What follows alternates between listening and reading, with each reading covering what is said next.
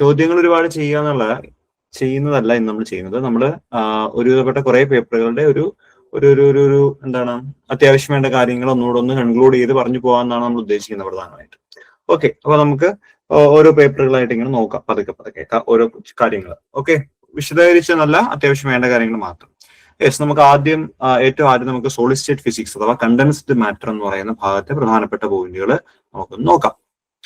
Okay, yes, ഞാൻ എഴുതാം ഇവിടെ ഓരോ കാര്യങ്ങൾ. അപ്പോ കണ്ടൻസ്ഡ് മാറ്റർ ഫിസിക്സിൽ വന്നു കഴിഞ്ഞാല് ഓക്കെ,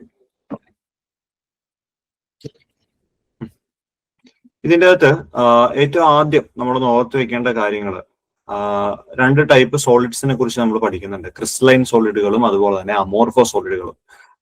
ക്രിസ്റ്റലൈൻ സോളിഡ് എന്ന് പറയുമ്പോൾ അതിന് ഡെഫിനറ്റ് ആയിട്ടുള്ള ഒരു അറേഞ്ച്മെന്റ്, റെഗുലർ അറേഞ്ച്മെന്റ് ഉണ്ടാവും, ഷാർപ്പ് മെൽറ്റിംഗ് പോയിന്റുകൾ ഉണ്ടാവും, അങ്ങനെയാണ്. പക്ഷെ ഇവിടെ പരീക്ഷയ്ക്കൊക്കെ ഇടയ്ക്ക് കയറി ചോദിക്കുന്നത് അതിന്റെ എക്സാമ്പിളുകൾ. അപ്പൊ ക്രിസ്റ്റലൈൻ നിങ്ങൾ എഴുതിയെടുത്തോളൂ. ഇപ്പൊ ക്രിസ്റ്റലൈൻ സോളിഡുകളാണ് എങ്കിൽ ക്രിസ്റ്റലൈൻ സോളിഡുകള് എക്സാമ്പിൾ ഒന്ന് ക്വാർട്സ് ആണ്. ക്വാർട്സ് ഒരു ഉദാഹരണമാണ്. അതുപോലെ കാലിസൈറ്റ് ഒരു ഉദാഹരണമാണ്. അതുപോലെ ഡയമണ്ട് അതിന് ഉദാഹരണമാണ്. അതുപോലെ ഷുഗർ ഒരു ഉദാഹരണമാണ്. ഇനി അമോർഫസ് സോളിഡ്സ് ആണെങ്കിൽ അമോർഫസ് സോളിഡ്സ്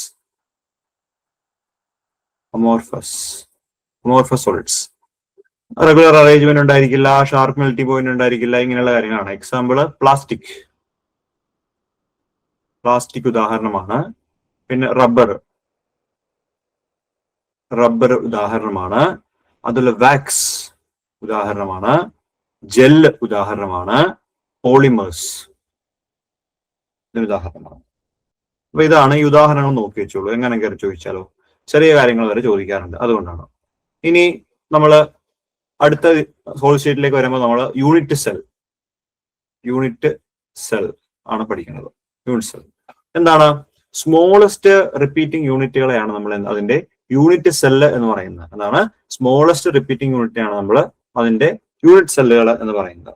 ഓക്കെ, അപ്പൊ ഈ യൂണിറ്റ് സെല്ലുകൾ എടുക്കുമ്പോൾ പ്രധാനമായിട്ടും നമ്മൾ പഠിക്കുന്ന 3 യൂണിറ്റ് സെല്ലുകളുണ്ട്. ഏതൊക്കെയാണ്? സിമ്പിൾ ക്യൂബിക്, ബോഡി സെന്റേർഡ്, അതുപോലെ എന്താണ് FCC അഥവാ ഫേസ് സെന്റേർഡ്. ഇങ്ങനെ 3 എണ്ണമാണ് നമ്മൾ ഏറ്റവും പ്രധാനമായിട്ടും ഇതിൻ്റെ അകത്ത് പഠിക്കുന്നത്. അപ്പോൾ സിമ്പിൾ ക്യൂബിക് എന്ന് പറയുമ്പോൾ നമുക്കറിയാം അതിന്റെ 8 കോർണറുകൾ, ഇതൊക്കെ അറിയാവുന്ന കാര്യങ്ങളാണ് അല്ലെ. 8 കോർണറുകളിലാണ് ആളുകൾ ഇങ്ങനെ വരുന്നത് അല്ലെ. ഇങ്ങനെ ഇവിടെ.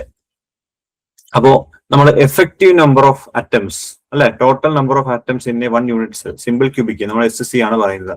സിമ്പിൾ ക്യൂബിക് ആണെങ്കിൽ എത്രയാണ്? അത് 1 ആയിരിക്കും. അപ്പൊ സിമ്പിൾ ക്യൂബിക് ആണെങ്കിൽ എത്രയാണ്? അത് 1 ആയിരിക്കും. ഇനി സിമ്പിൾ ക്യൂബിക്കിന്റെ അറ്റോമിക് റേഡിയസ് എന്ന് വെച്ച് കഴിഞ്ഞാൽ R = എന്താണ്? A/2 ആണ്. അതും കാണാതെ പഠിക്കണം. ഇത് രണ്ടുമാണ് ഇവിടുന്ന് പഠിക്കേണ്ടത്. ഒരു സിമ്പിൾ ക്യൂബിക് യൂണിറ്റ് സെൽ ആണെങ്കിൽ യൂണിറ്റ് സെല്ലില് ഒരു എഫക്റ്റീവ് നമ്പർ ഓഫ് ആറ്റവും അതിന്റെ റേഡിയസ് A/2 ആയിരിക്കും എന്ന് പഠിച്ചു വെക്കണം. ഇനി അടുത്ത എന്താണ്? BCC അഥവാ ബോഡി സെന്റേർഡ് ആണ് നമ്മൾ അടുത്ത് പറയുന്നത്. എന്താണ് ബോഡി സെന്റേർഡ്? പ്രത്യേകത എന്താ? നമ്മൾ ഇതുപോലെ തന്നെ അങ്ങ് വരയ്ക്കും അല്ലെ, എന്നിട്ട് എന്താണ്? ഇതിന്റെ കോർണറുകളിൽ ആറ്റം ഉണ്ട്, അതെല്ലാത്തിലും ഉണ്ടാവും.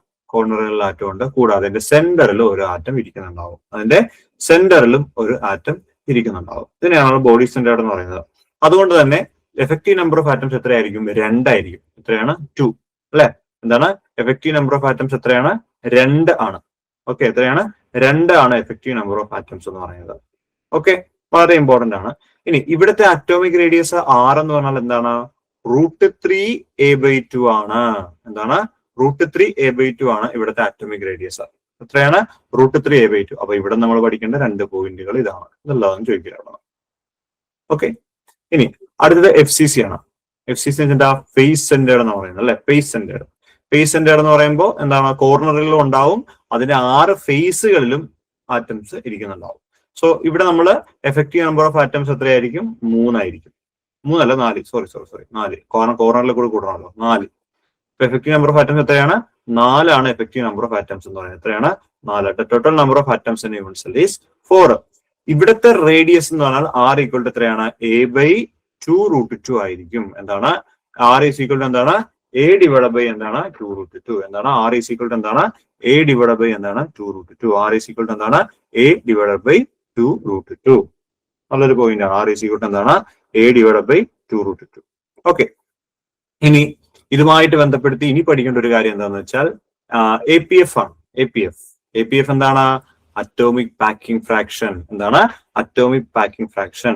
ഓക്കെ, അപ്പോ സിമ്പിൾ ക്യൂബിക് ആണെങ്കിൽ അറ്റോമിക് പാക്കിംഗ് ഫ്രാക്ഷൻ 52.4% ആയിരിക്കും എന്ന് പഠിച്ചു വയ്ക്കണം. സിമ്പിൾ ക്യൂബിക് ആണെങ്കിൽ എത്രയാണ് 52.4% അറ്റോമിക് പാക്കിംഗ് ഫ്രാക്ഷൻ. ഓക്കെ, അപ്പൊ ഈ അറ്റോമിക് പാക്കിംഗ് ഫ്രാക്ഷൻ എന്ന് വെച്ചാൽ എന്താണ് volume of atoms in unit cell divided by volume of the unit cell. അതായത് നമ്മുടെ യൂണിറ്റ് സെല്ലിൽ എത്രത്തോളം സ്ഥലം നമ്മുടെ ആറ്റംസ് ഒക്കുപ്പൈ ചെയ്തു എന്ന് പറയുന്നതിനാണ് നമ്മൾ അറ്റോമിക് പാക്കിംഗ് ഫ്രാക്ഷൻ എന്ന് പറയുന്നത്. സിമ്പിൾ ക്യൂബിക് ആണെങ്കിൽ 52.4%. ഇനി BCC ആണെങ്കിൽ എത്രയാണ് 68% BCC. എത്രയാണ് 68% BCC എന്ന് പറയുന്നത്. ഇനി FCC ആണ് എത്രയാണ് APF 74%. മനസ്സിലായോ? അപ്പൊ കാണാതെ പിടിക്കണം. 52.4 68 74 എത്രയാണ് 52.4 68 74 52.4 68 74 52.4 68 74 കാണാതെ പഠിക്കേണ്ട പോയിന്റ് ആണ്. ഇനി ഡയമണ്ട് ആണെങ്കിൽ അതിന് 34%. എത്രയാണ് ഡയമണ്ട്? ഓക്കെ, ഡയമണ്ട് ആണെങ്കിൽ 34%. പഠിച്ചു വെക്കണം. എത്രയാണ് 34%. Okay,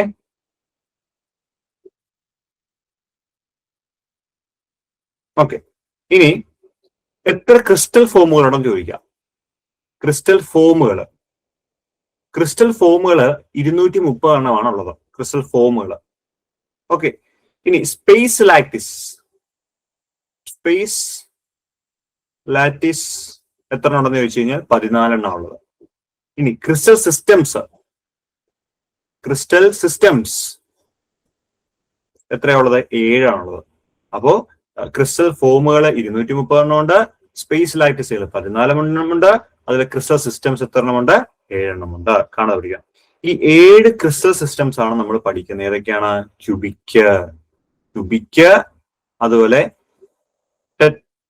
tetragonal, cubic, tetragonal, orthorhombic,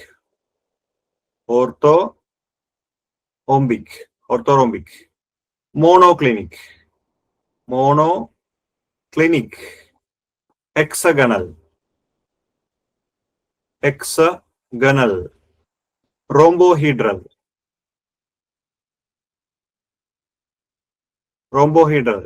triclinic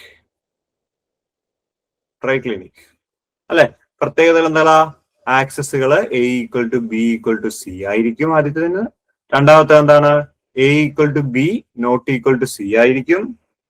ശരിയല്ലേ? അടുത്ത എന്താണ്? A ≠ B ≠ C ആയിരിക്കും. അടുത്ത എന്താണ്? A ≠ B ≠ C ആയിരിക്കും. അടുത്ത എന്താണ്? A = B ≠ C ആയിരിക്കും. അടുത്തത് A = B = C ആയിരിക്കും. അടുത്തത് A ≠ B ≠ C ആയിരിക്കും. ഇങ്ങനെയാണ് ഇത് വരുന്നത്. ഓക്കെ, ഇത് ഓർത്ത് വെക്കാൻ ഭയങ്കര സുഖമാണ്. ഈ പേര് ആദ്യം പഠിച്ചു വെക്കണം. എന്നിട്ട് ഇപ്പോ A = B = C, A = B ≠ C, A ≠ B ≠ C. Okay, ഇനി എന്ത് ചെയ്യണം? ഈ സാധനം തന്നെ തിരിച്ചെഴുതണം. അവിടെ നിന്ന് കണ്ടോ, ഇത് ആദ്യം എഴുതണം, പിന്നെ ഇത് രണ്ടാമത് എഴുതണം, ലാസ്റ്റ് ഇത് എഴുതണം. മനസ്സിലായി? വീണ്ടും ഈ സാധനം ഒന്നുകൂടെ റിപ്പീറ്റ് എഴുതണം. അങ്ങനെയാണ് ഓർത്ത് വെക്കേണ്ടത്. പേര് ഓർത്തണം. Cubic, tetragonal, orthorhombic, monoclinic, hexagonal, rhombohedral and triclinic. നമ്മള് പറയാറുണ്ട് സീറ്റോം ഹാർട്ട്, HRT, ഇതാണ് ഷോർട്ട് ഫോം. സീറ്റോം ഹാർട്ട് അല്ലെ. C cubic, tetragonal, orthorhombic, monoclinic, hexagonal, rhombohedral, triclinic. അതാണ് സീറ്റോം ഹാർട്ട് എന്നാണ് നമ്മൾ പറയാൻ വേണ്ടിയിട്ട് എടുക്കുന്നത്. ഇനി ഇതിന്റെ ആംഗിൾ കൂടി നമുക്ക് പറഞ്ഞാൽ കുറച്ചുകൂടി ഭംഗിയായിരിക്കും. ആദ്യത്തെ 3 കോമൺ ആംഗിൾ ആണ്. Alpha = beta = gamma = 90 degree. അടുത്ത എന്താണ്? Alpha = beta = gamma = 90 degree. അടുത്ത എന്താണ്?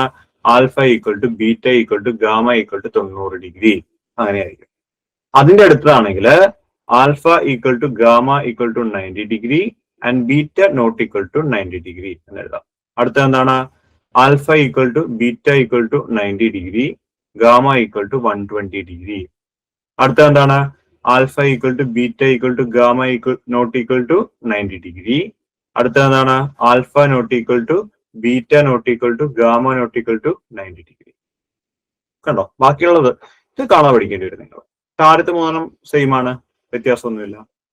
ഓക്കെ, അപ്പൊ ഇത് ഭയങ്കര ഇമ്പോർട്ടന്റ് ആണ്, നോക്കണം. ഒരു ചോദ്യം നമുക്ക് അവിടെ നിന്ന് കിട്ടും ഉറപ്പായിട്ടും. ഓക്കെ, ഇനി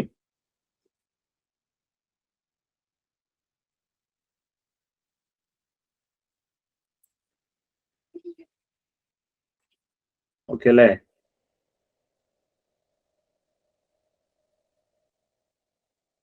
ഓക്കെ, ശരി. അപ്പൊ അത് പഠിച്ചല്ലോ, പഠിച്ചിട്ട് പോണം. അപ്പൊ ഞാൻ ചിലപ്പോൾ ചോദ്യം കേട്ടോ നിങ്ങളോട്, അതുകൊണ്ട് നോക്കി പോണം. നമ്മൾ ഏറ്റവും ആദ്യം പഠിച്ചത് എന്താണ്? 3 cubic systems, simple cubic, body centred, face centred. എല്ലാത്തിന്റെ effective number of atoms, atomic packing fraction, അതോടൊപ്പം തന്നെ അതിനകത്ത് നമ്മൾ റേഡിയസിന്റെ ഇക്വേഷൻ പഠിച്ചു. റേഡിയസിന്റെ ഇക്വേഷൻ ഭയങ്കര ഇമ്പോർട്ടന്റ് ആണ്. പിന്നെ നമ്മൾ ഡയമണ്ടിന് 34% എന്ന് പറഞ്ഞു, മറന്നു പോകരുത്. എത്ര ക്രിസ്റ്റൽ ഫോമുകളുണ്ട്? 230. എത്ര സ്പേസ് ലാറ്റിസുകളുണ്ട്? 14. എത്ര ക്രിസ്റ്റൽ സിസ്റ്റംസ് ഉണ്ട്? 7. ആ 7 ക്രിസ്റ്റൽ സിസ്റ്റംസ് ആണ് നമ്മൾ സീറ്റം ഹാർട്ട് എന്ന് പറഞ്ഞിട്ട് എഴുതുന്നത്. കേട്ടോ? ഓക്കെ, ഇനി അടുത്ത എന്താ പറയുന്നത്? Density of unit cell. ഒരു യൂണിറ്റ് സെല്ലിന്റെ ഡെൻസിറ്റിയെ കുറിച്ചാണ് നമുക്ക് അടുത്ത് സംസാരിക്കേണ്ടത്. നമ്മൾ ഈ പറയുന്ന യൂണിറ്റ് സെൽ എടുത്തു കഴിഞ്ഞാൽ യൂണിറ്റ് സെല്ലിന്റെ ഡെൻസിറ്റി ഒരു ഇക്വേഷൻ ഉണ്ട്. ഇക്വേഷൻ മാത്രം മതി. റോ ഈസ് ഈക്വൽ ടു എന്താണ്? mn/na³. എന്താണ്? റോ ഈസ് ഈക്വൽ ടു എന്താണ്? mn/na³ എന്ന് പറയുന്നത്. അപ്പോൾ ഡെൻസിറ്റി ഓഫ് യൂണിറ്റ് സെൽ എന്താണ്? റോ ഈസ് ഈക്വൽ ടു എന്താണ്? mn/na³ ആണ്. m എന്താ? Molecular weight. സ്മോൾ n എന്താ? Number of lattice point in unit cell ആണ് സ്മോൾ n എന്ന് പറയുന്നത്. ക്യാപിറ്റൽ n നമുക്കറിയാം അവഗാഡ്രോ നമ്പർ ആണ്. എ എന്ന് പറഞ്ഞാൽ അത് ലാറ്റിസ് പാരാമീറ്ററുകളുമാണ്. കേട്ടോ? അപ്പൊ m molecular weight, n number of lattice point in unit cell, n Avogadro number, പിന്നെ സ്മോൾ a എന്ന് വെച്ചാൽ ലാറ്റിസ് പാരാമീറ്റർ ആണ് നമ്മൾ പറയുന്നത്. ഓക്കെ,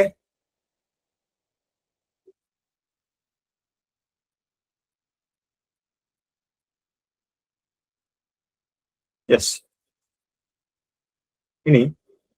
ഇനി പറയാൻ പോകുന്ന കാര്യം നിങ്ങൾ ആദ്യം എഴുതിയ ആ ഭാഗത്തുകൊണ്ട് ചേർക്കേണ്ട ഒരു കാര്യമാണ്. അതായത് ഇങ്ങനൊരു കോൺസെപ്റ്റ് നമ്മൾ പഠിച്ചിട്ടുണ്ട്, കോഓർഡിനേഷൻ നമ്പർ.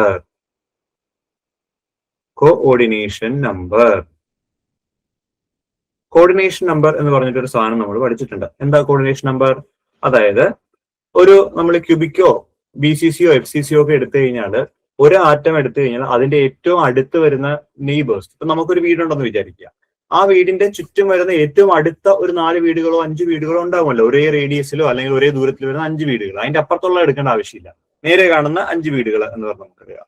അപ്പോ ഒരു ആറ്റം എടുത്തു കഴിഞ്ഞാൽ, ക്യൂബിക് എടുത്തു കഴിഞ്ഞാൽ, ഒരു ആറ്റം നിങ്ങൾ എവിടെയെങ്കിലും കൺസിഡർ ചെയ്ത് കഴിഞ്ഞാൽ ആ ആറ്റവുമായിട്ട് അടുത്ത് വരുന്ന ആളുകളുടെ എണ്ണത്തെയാണ് നമ്മൾ കോഓർഡിനേഷൻ നമ്പർ എന്ന് പറയുന്നത്.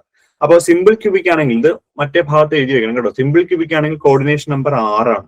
സിമ്പിൾ ക്യൂബിക്കിന്റെ ഭാഗത്തോട് എഴുതണം, കോർഡിനേഷൻ നമ്പർ 6 ആണ്. ഇനി നിങ്ങൾ BCC ആണ് എടുക്കുന്നതെങ്കിൽ, ബോഡി സെന്റേർഡ് ആണ് നിങ്ങൾ എടുക്കുന്നതെങ്കിൽ, അതിന്റെ കോർഡിനേഷൻ നമ്പർ 8 ആണ്, മറന്നു പോയത്.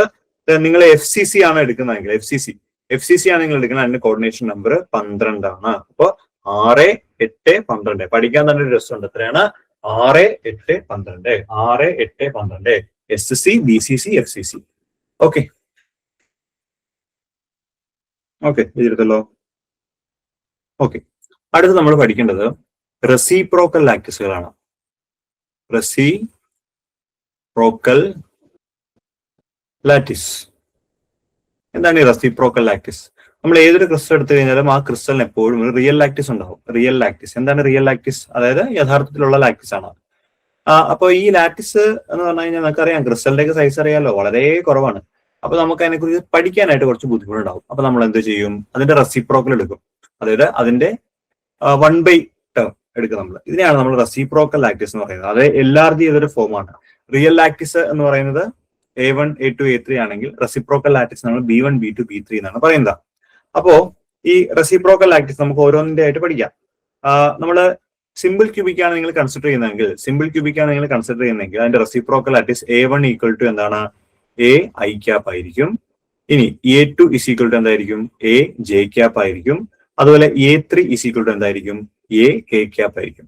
ഇതിനെയാണ് നമ്മൾ ഇതാണ് നമ്മൾ അതിന്റെ റിയൽ ആക്സിസ് എന്ന് പറയുന്നത്. ഇനി ഇതിന്റെ റെസിപ്രോക്കൽ ആക്സിസ് ആണ് നിങ്ങൾ കൺസിഡർ ചെയ്യുന്നതെങ്കിൽ അതെന്തായിരിക്കും? B1 is equal to 2 pi by a into I cap.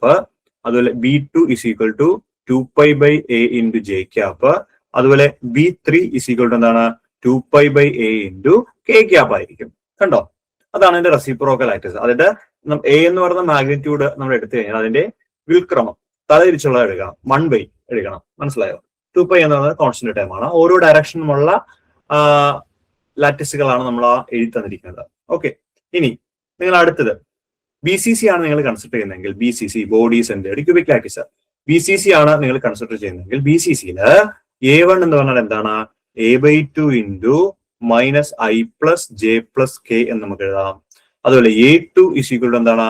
A/2 into I minus J plus K എന്ന് നമുക്ക് എഴുതാം. ഇനി A3 is equal to എന്താണ്? A/2 into I plus J minus K എന്ന് എഴുതാം. കണ്ടോ? ഇനി ഇതിന്റെ റെസിപ്രോക്കൽ ആക്സിസ് എന്ന് വെച്ചാൽ ആദ്യം നമ്മൾ B1 is equal to 2 pi by a into J plus K എന്ന് എഴുതാം. ഓക്കെ, ഇനി B2 സമം 2 pi by a ഇൻറ്റു എന്താണ്? B2 സമം 2 pi by a into I plus K എന്ന് എഴുതാം.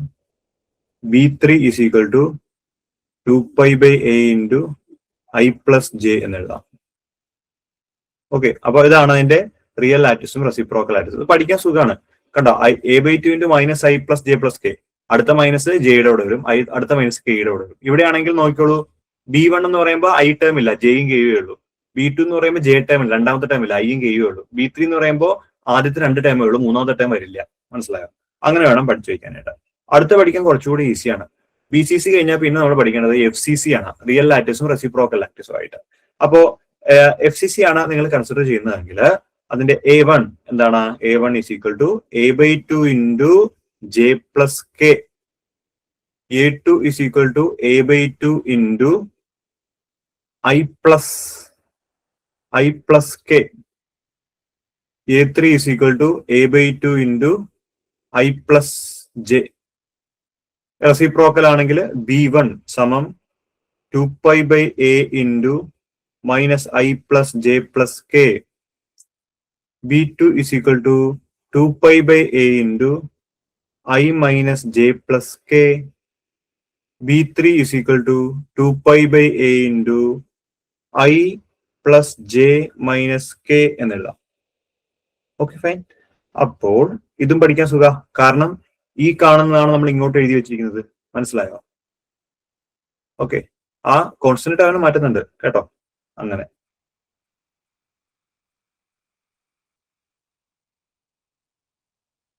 അടുത്ത എഴുതാം. അടുത്ത പോയിന്റ് പറയാനായിട്ടാണ് കേട്ടോ. അതായത് അടുത്ത പോയിന്റ് ഇങ്ങനെയാണ്. നിങ്ങൾ ഈ A1ഉം B1ഉം കൂടി ഡോട്ട് പ്രൊഡക്റ്റ് എടുത്തു കഴിഞ്ഞാൽ നിങ്ങൾക്ക് എന്ത് കിട്ടും? 2 pi കിട്ടും. അതുപോലെ A2ഉം B2ഉം തമ്മിൽ ഡോട്ട് പ്രൊഡക്റ്റ് എടുത്താൽ 2 pi കിട്ടും. അതുപോലെ A3യും B3യും തമ്മിൽ ഡോട്ട് പ്രൊഡക്റ്റ് എടുത്താൽ 2 pi കിട്ടും. പക്ഷേ A1ഉം B2ഉം ആണ് ഡോട്ട് പ്രൊഡക്റ്റ് ആണെങ്കിൽ 0 ആയി പോകും. അതുപോലെ A1ഉം B3യും ആണ് എടുക്കുന്നതെങ്കിൽ 0 ആയി പോകും. അതായത് ഒരു റിയൽ ലാറ്റിസും അതിന്റെ റെസിപ്രോക്കൽ ലാറ്റിസും അതിന്റെ തന്നെ റെസിപ്രോക്കൽ ലാറ്റിസും ഡോട്ട് പ്രൊഡക്റ്റ് എടുത്തു കഴിഞ്ഞാൽ നിങ്ങൾക്ക് എന്ത് കിട്ടും? 2 pi കിട്ടും. ഉദാഹരണത്തിന് നിങ്ങൾ A1ഉം ഈ B1ഉം കൂടി ഡോട്ട് പ്രൊഡക്റ്റ് എടുത്തു കഴിഞ്ഞാൽ എന്ത് കിട്ടും? 2 ഐറ്റം ആണ് അല്ലെ? എയും വെട്ടിപ്പോവും, ബാക്കി 2 pi ഉണ്ടാവുള്ളൂ. കണ്ടോ? അപ്പോ ഒരു ലാറ്റിസ് എടുത്തു കഴിഞ്ഞാൽ അതിന്റെ റിയൽ ലാറ്റിസും റെസിപ്രോക്കൽ ലാറ്റിസും തമ്മിൽ ഡോട്ട് പ്രൊഡക്റ്റ് എടുത്തു കഴിഞ്ഞാൽ എന്ത് കിട്ടും? 2 pi കിട്ടും. പരീക്ഷ ചോദിക്കുന്നത് എങ്ങനെയാ? നമുക്കൊരു റിയൽ ലാറ്റിസ് തരും, എന്നിട്ട് താഴെ തരുന്ന 4 ഓപ്ഷനിൽ ഏതാണ് ഇതിന്റെ റെസിപ്രോക്കൽ ലാറ്റിസ് ആയിരിക്കും ചോദിക്കുന്നത്. അപ്പൊ നിങ്ങൾ എന്ത് ചെയ്യണം? 4 ഓപ്ഷനും ഓരോന്നോരോന്നായിട്ട് ആ ലാറ്റിസുമായിട്ട് ഡോട്ട് പ്രൊഡക്റ്റ് എടുത്ത് നോക്കണം. അപ്പൊ കിട്ടും. മനസ്സിലായോ? ഇനി അല്ലാത്തതെന്ന് ചോദിച്ചു കഴിഞ്ഞാൽ ഡോട്ട് പ്രൊഡക്റ്റ് 0 കിട്ടുന്ന ഏതാ നോക്കിയാൽ മതി. മനസ്സിലായോ? ഓക്കെ,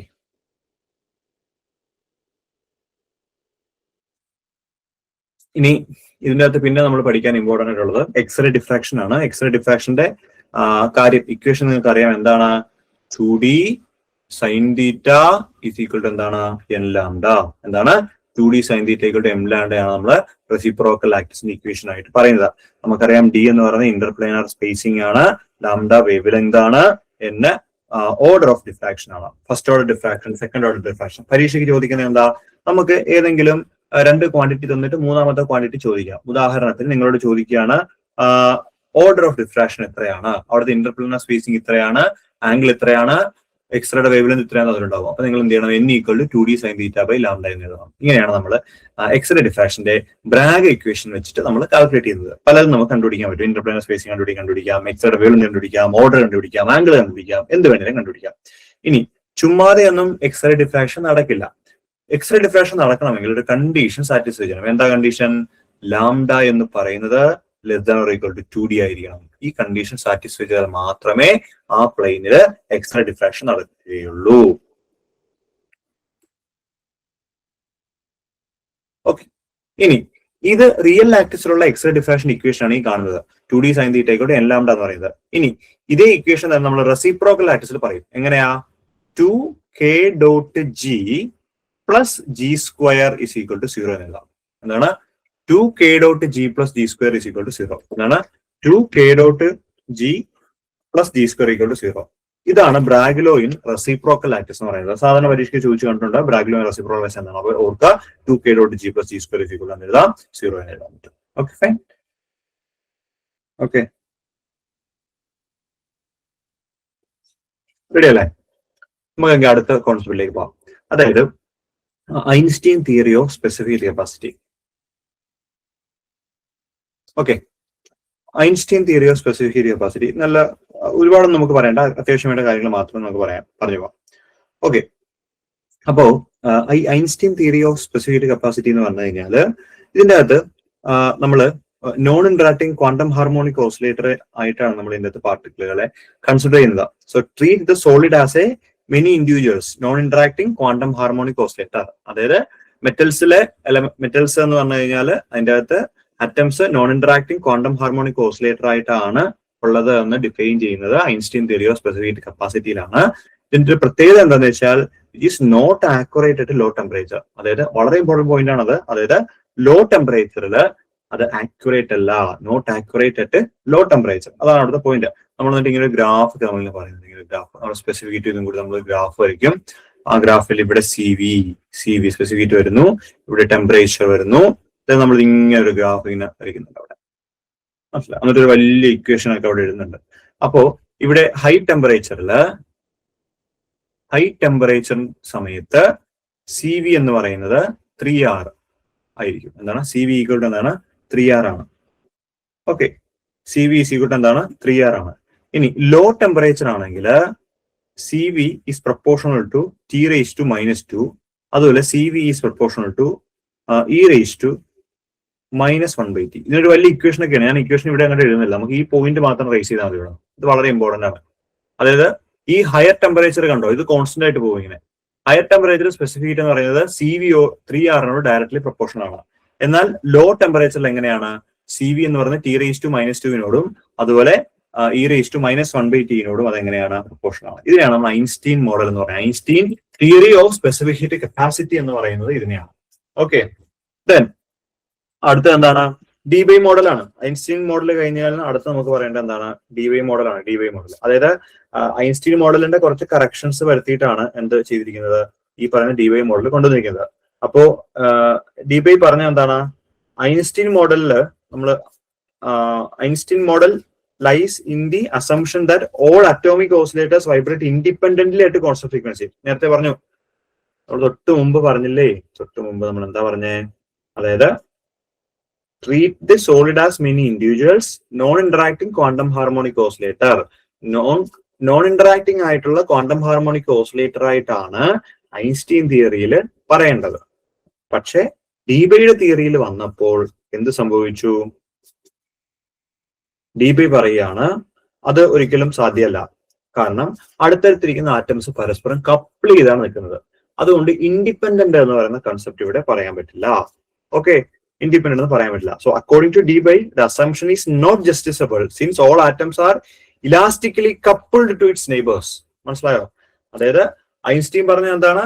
എല്ലാവരും ഇൻഡിപെൻഡന്റ് ആയിട്ട് നിൽക്കുന്ന ക്വാണ്ടം ഹാർമോണിക് ഓസിലേറ്റർ ആണെന്ന് പറയുന്നു. പക്ഷെ ഡിബൈ പറയാണ് ഇവര് ഇൻഡിപെൻഡന്റ് അല്ല, ഇവര് കപ്പിൾ ചെയ്തിട്ടുണ്ട് അങ്ങോട്ടും ഇങ്ങോട്ടും.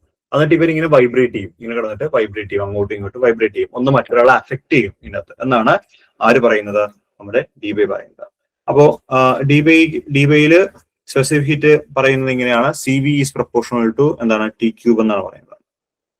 Okay, CV is proportional to എന്താണ് T³ എന്നാണ് പറയുന്നത്. CV is proportional to T³.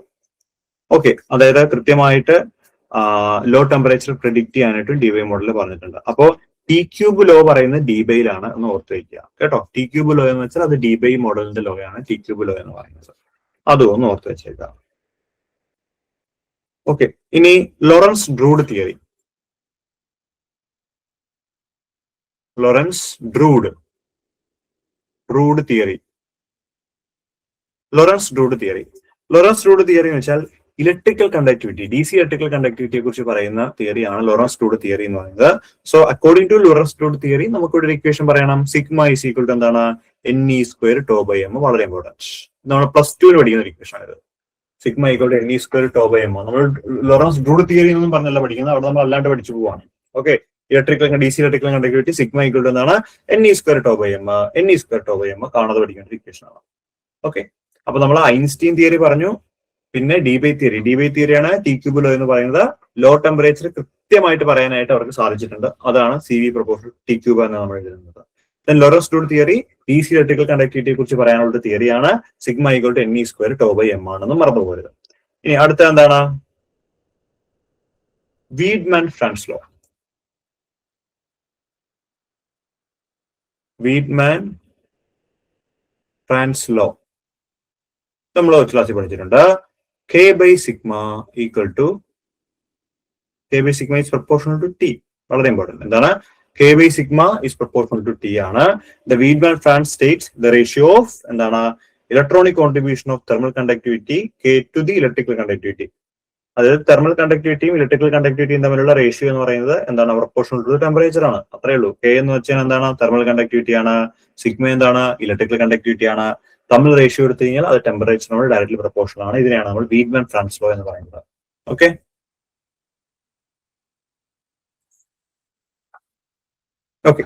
പിന്നെ നമ്മൾ പറയുന്നത് ഹോൾ എഫക്റ്റുമായിട്ട് ബന്ധപ്പെട്ട ഒരു ഇക്വേഷൻ ഉണ്ട്, ഹോൾ വോൾട്ടേജ്. അത് വളരെ ഇമ്പോർട്ടന്റ് ഇക്വേഷൻ ആണ്.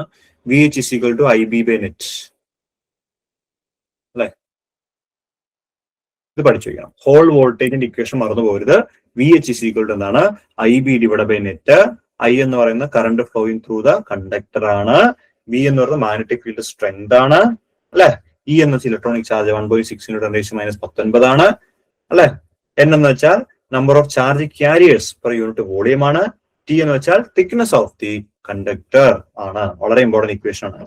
ഇനി ഇതിന്റെ അകത്ത് തന്നെ നമ്മുടെ ഹോൾ കോഎഫിഷ്യന്റ് ഡിഫൈൻ ചെയ്ത് RH എന്ന് വെച്ചിട്ട് ഇത് മുമ്പ് ചോദിച്ചിട്ടുള്ളതാണ്. RH എന്ന് വെച്ചാൽ -1/NE ആണ്, മറന്നു പോകരുത്. RH ഇതിനെ പറയുന്നത് എന്താണ്, പേരെന്താണ്, Hall coefficient. So Hall coefficient RH is equal to -1/NE എന്നാണ്, മറന്നു പോകരുത്. ഓക്കെ, അപ്പോ Hall voltage VH is equal to എന്താണ് IB by net. Hall voltage VH is equal to എന്താണ്, Hall voltage VH is equal to എന്താണ് IB by net. Hall voltage VH is equal to IB by net and Hall coefficient RH is equal to -1/NE. -1/NE ഇപ്പോൾ തന്നെ പഠിക്കാനാണ് ഈ ക്രമീന്ന് പറയുന്നത് കേട്ടോ. ഇനി അത് കഴിഞ്ഞാൽ നമ്മൾ പറയുന്നത് എന്താണ്, സൂപ്പർ കണ്ടക്ടിവിറ്റി ആണ്. സൂപ്പർ കണ്ടക്ടിവിറ്റി അല്ലെ. The resistivity of a conductor drop abruptly to 0 when the material is cooled below a transition temperature. ഒരു സ്പെസിഫിക് ടെമ്പറേച്ചറിനേക്കാൾ കുറവായി കഴിഞ്ഞാൽ എന്ത് സംഭവിക്കുന്നു, അതിന്റെ റെസിസ്റ്റൻസ് പൂർണ്ണമായിട്ടും റെസിസ്റ്റിവിറ്റി പൂർണ്ണമായിട്ടും 0 ആയി പോകുന്ന പ്രതിഭാസത്തെയാണ് നമ്മൾ എന്തെന്ന് പറയുന്നത്, സൂപ്പർ കണ്ടക്ടിവിറ്റി എന്ന് പറയുന്നത്. ഇനി സൂപ്പർ കണ്ടക്ടേഴ്സിന്റെ പ്രത്യേകത എന്താ, ആ സൂപ്പർ കണ്ടക്ടറുകളുടെ സസെപ്റ്റിബിലിറ്റി എന്ന് വെച്ചാൽ -1 ആയിരിക്കും. കാരണം അതെന്താണ്, അതൊരു ഡയാമാഗ്നറ്റ് ആണ്. ഓക്കെ, അപ്പൊ സൂപ്പർ കണ്ടക്ടേഴ്സ് എന്ന് വെച്ചാൽ എന്താണ്, ഡയാമാഗ്നറ്റ് ആണ്. അതിന്റെ സസെപ്റ്റിബിലിറ്റി -1 ആണ്, മറന്നു പോകരുത്. എന്താണ്, സൂപ്പർ കണ്ടക്ടേഴ്സ് എന്ന് പറയുന്നത് ഡയാമാഗ്നറ്റുകളാണ്. അതിന്റെ സസെപ്റ്റിബിലിറ്റി എത്രയാണ്, -1 ആണ്. ഓക്കെ, ദെൻ ഇവിടെ ഒരു ക്രിട്ടിക്കൽ ഫീൽഡിന്റെ ഇക്വേഷൻ നമ്മൾ സൂപ്പർ കണ്ടക്ടിവിറ്റിയിൽ പറയുന്നുണ്ട്. HC of T is equal to HC of 0 into എന്താണ് 1 - T by TC the whole square. മറന്നു പോയത്. HC of T is equal to HC of 0 into 1 - T by TC the whole square. HC of T is equal to HC of 0 into 1 - T by TC the whole square. Okay, അതൊന്ന് പഠിച്ചു വെക്കേണ്ട ഒരു equation ആണ്. Okay,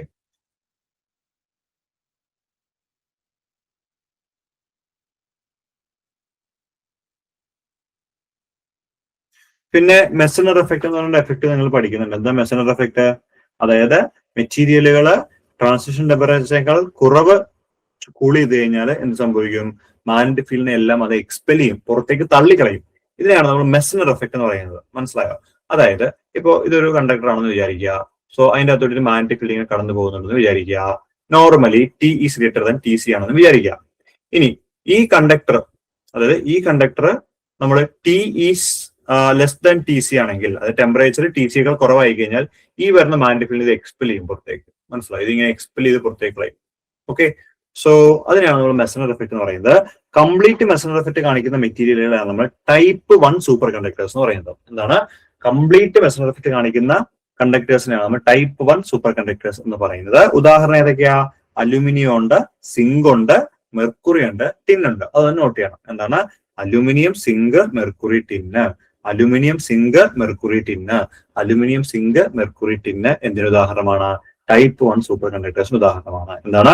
aluminium, zinc, mercury, tin എന്ന് പറയുന്നത് എന്തിന് ഉദാഹരണമാണ്? അലുമിനിയത്തിന് ഉദാഹരണമാണ്. കംപ്ലീറ്റ് മെസണർ എഫക്ട് കാണിക്കുന്ന ആളുകളെയാണ് നമ്മൾ ടൈപ്പ് 1 സൂപ്പർ കണ്ടക്ടേഴ്സ് എന്ന് പറയുന്നത്. Aluminium, zinc, mercury, tin. കാണാൻ പഠിക്കൂ. Aluminium, mercury, tin, zinc. Okay, ഇനി type 2 super conductors. Type 2 super conductors എന്ന് വെച്ചാൽ എന്താണ്? അതായത് ടൈപ്പ് 2 സൂപ്പർ കണ്ടക്ടേഴ്സിന് പ്രധാനമായിട്ടും രണ്ട് സ്പെസിഫിക് ഫീൽഡുകളും ഉണ്ടാവും. HC1 അതുപോലെ HC2 എന്ന് പറയുന്ന രണ്ട് സ്പെസിഫിക് ഫീൽഡുകൾ ഉണ്ടാവും. ദെൻ ഉദാഹരണങ്ങള് സിർക്കോണിയവും നിയോബിയവുമാണ് അതിന് ഉദാഹരണങ്ങൾ. ഓക്കെ, എന്താണ്? സിർക്കോണിയവും നിയോബിയവും. ഓക്കെ, അപ്പൊ രണ്ട് ട്രാൻസിഷൻ ഫീൽഡ് ടെമ്പറേച്ചറുകൾ വരുന്ന, അല്ലെങ്കിൽ രണ്ട് ട്രാൻസിഷൻ മാഗ്നറ്റിക് ഫീൽഡുകൾ വരുന്ന മെറ്റീരിയൽ ഏതാണെന്ന് വെച്ചാൽ അത് ടൈപ്പ് 2 സൂപ്പർ കണ്ടക്ടേഴ്സ് ആണ്. ഉദാഹരണം സിർക്കോണിയവും നിയോബിയവുമാണ്. മറന്നുപോയതേ. ഓക്കെ, ഇനി നമ്മൾ ഇതുമായിട്ട് ബന്ധപ്പെടുത്തി തന്നെ അടുത്ത പറയേണ്ട ഒരു കാര്യമാണ് ലണ്ടൻ ഇക്വേഷൻ എന്ന് പറഞ്ഞിട്ട് പറയേണ്ടത്. സോ രണ്ട് ലണ്ടൻ ഇക്വേഷൻ ഉണ്ട്. ഫസ്റ്റ് ലണ്ടൻ ഇക്വേഷനും ഉണ്ട്, അതുപോലെ സെക്കൻഡ് ലണ്ടൻ ഇക്വേഷനും ഉണ്ട്. ഫസ്റ്റ് ലണ്ടൻ ഇക്വേഷൻ എന്താ? D J S divided by D T is equal to minus N S E square E divided by M എന്ന് എഴുതാം. എന്താണ്?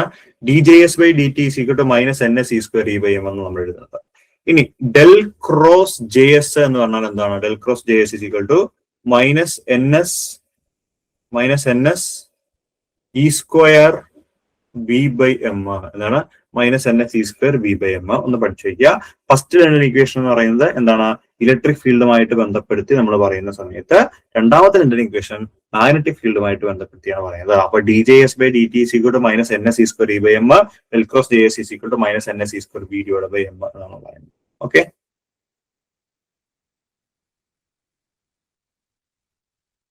ഓക്കെ, അപ്പൊ അത്രയാണ് ഞാൻ ഇത്. ഒരു കാര്യം കൂടി പറയാം നമുക്ക്. നമ്മൾ ബാൻഡ് തിയറിക്കകത്ത് രണ്ട് വെലോസിറ്റീസ് ഒരു എഫക്റ്റീവ് മാസും ഒക്കെ പറയുന്നുണ്ട്. അതിന്റെ ഇക്വേഷൻ കൂടി പറഞ്ഞിട്ട് പോകാം. ബാൻഡ് തിയറിയിൽ ഫേസ് വെലോസിറ്റി വി പി എന്ന് പറഞ്ഞാൽ D omega divide by D K ആണ്. ഒന്ന് ഓർത്ത് വെച്ചേക്കുക. അതുപോലെ വി പിക്ക് വേറെ ഇക്വേഷൻ കൊണ്ട് V P is equal to 1/h cut into D E divide by D K എന്ന് പറയുന്ന ഇക്വേഷൻ ഉണ്ട്. അതുപോലെ എഫക്റ്റീവ് മാസ് എം സ്റ്റാർ എന്ന് പറഞ്ഞാൽ എന്താണ്? M star is equal to H cut square divide by D square E by D K square എന്ന് പറഞ്ഞ equation ഉണ്ട്. മറന്നുപോയി. ഓക്കെ,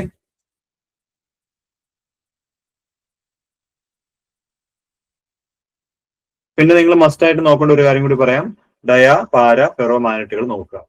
ഓക്കെ, ഡയ, പാര, ഫെറോ മാഗ്നറ്റ് മെറ്റീരിയൽ നോക്കുക. അതിന്റെ സസെപ്റ്റിബിലിറ്റിയും പെർമിബിലിറ്റിയുടെയും വാല്യൂസ് നെഗറ്റീവ് ആണോ പോസിറ്റീവ് ആണോ, ഒന്നിനേക്കാൾ കൂടുതലാണോ ഒന്നിനേക്കാൾ കുറവാണോ, ഹൈ ആണോ ലോ ആണോ നോക്കി വെക്കണം.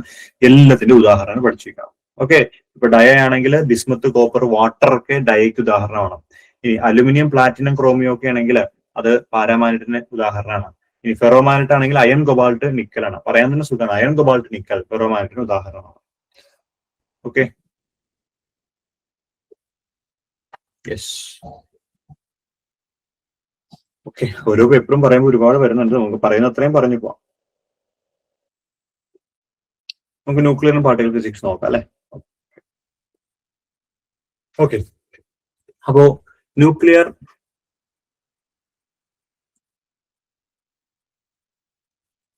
ക്വസ്റ്റ്യൻ ഡിസ്കഷൻ അതായത് ഞാൻ എന്തൊക്കെയാ ക്വസ്റ്റ്യൻ ചോദിക്കുന്ന എന്ന രീതിയിൽ പറഞ്ഞാൽ പോകുന്നു. കാരണം ക്വസ്റ്റ്യൻ ഡിസ്കഷൻ നമ്മുടെ റിവിഷനാണ്. അതായത് ഇമ്പോർട്ടന്റ് ആയിട്ടുള്ള കാര്യങ്ങൾ പറഞ്ഞു പോകുന്ന രീതിയിൽ റിവിഷനാണ് നമ്മൾ പ്രധാനമായിട്ട് ഉദ്ദേശിക്കുന്നത് ഇന്നത്തെ ക്ലാസ്സിൽ. കേട്ടോ,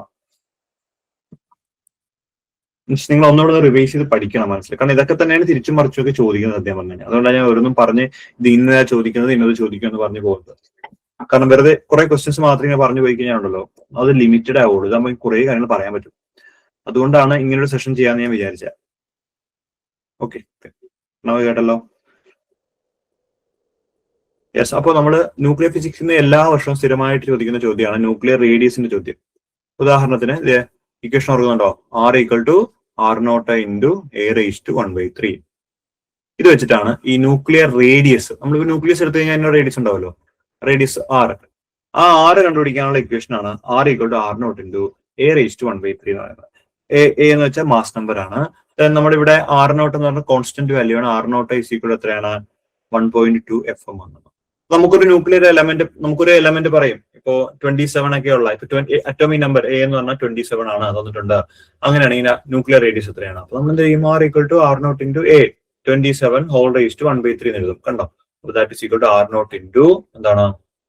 3³ എന്ന് എഴുതാലോ. 3³ ഈ 3 വെട്ടിക്കളയാം. ബാക്കി എന്തുണ്ട്? 3R0 എന്ന് എഴുതാം. R = എന്താണ്? 3R0. കണ്ടോ?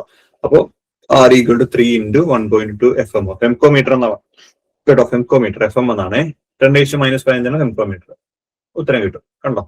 അപ്പൊ അങ്ങനെയാണ് നമ്മൾ ഇവിടുന്ന് പ്രതീക്ഷിക്കുന്ന ആദ്യ ചോദ്യം. പിന്നെ ഇവിടുന്ന് ട്രിക്കി ആയിട്ടൊരു ചോദ്യം ചോദിക്കും. അതായത് ന്യൂക്ലിയർ റേഡിയസ് എന്തിനോട് പ്രൊപ്പോർഷൻ, ന്യൂക്ലിയർ വോളിയം എന്തിനോട് പ്രൊപ്പോർഷൻ ആണ് ചോദിക്കാം. നമുക്കറിയാം നമ്മുടെ ന്യൂക്ലിയസിനെ ശരിക്കും പറഞ്ഞാൽ ഒരു സ്ഫിയർ ആയിട്ടാണ് കൺസിഡർ ചെയ്യുന്നത്. ശരിയല്ലേ? ആ സ്ഫിയറിന്റെ റേഡിയസ് ആരാണെന്ന് വിചാരിക്കുക. അങ്ങനെയാണെങ്കിൽ വോളിയം V = എന്താണ്? വോളിയം V = 4/3 πr³ എന്നാണ് എഴുതുന്നത്. എന്താണ്? വോളിയം V = 4/3 πr³ എന്നാണ് എഴുതുന്നത്. So that is equal to 4/3 into pi into R എന്ന് വെച്ചാൽ എന്താണ്? R0 ഇൻറ്റു A⁻1/3 3 എന്ന് എഴുതുന്നു. ഈ 3 ഇതും വെട്ടിക്കളയാം. ബാക്കി എന്തുണ്ട്? 4/3 πr0A എന്ന് എഴുതാം. V, അതായത് ഇതെല്ലാം കോൺസ്റ്റന്റുകളാണേ. അപ്പൊ V പ്രൊപ്പോർഷണൽ ടു A. അതായത് ന്യൂക്ലിയസിന്റെ വോളിയം എന്ന് പറയുന്നത് അതിന്റെ മാസ് നമ്പറിനോട് ഡയറക്റ്റ് പ്രൊപ്പോർഷൻ ആണ്. അപ്പൊ ഇമ്പോർട്ടന്റ് പോയിന്റ്, റേഡിയസ് ആണെങ്കിൽ എന്തിനോട് പ്രൊപ്പോർഷണൽ ആണ്? A⁻1/3 പ്രൊപ്പോർഷണൽ ആണ്.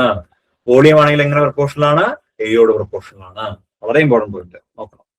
പിന്നെ നമ്മുടെ ന്യൂക്ലിയസിന്റെ ഡെൻസിറ്റിയുടെ approximate value, nuclear density 2.3 into 10⁻17 kilogram per metre cube. ഇത്രയും ഡെൻസിറ്റിയിലാണ് നമ്മുടെ ന്യൂക്ലിയസ് എന്താണ്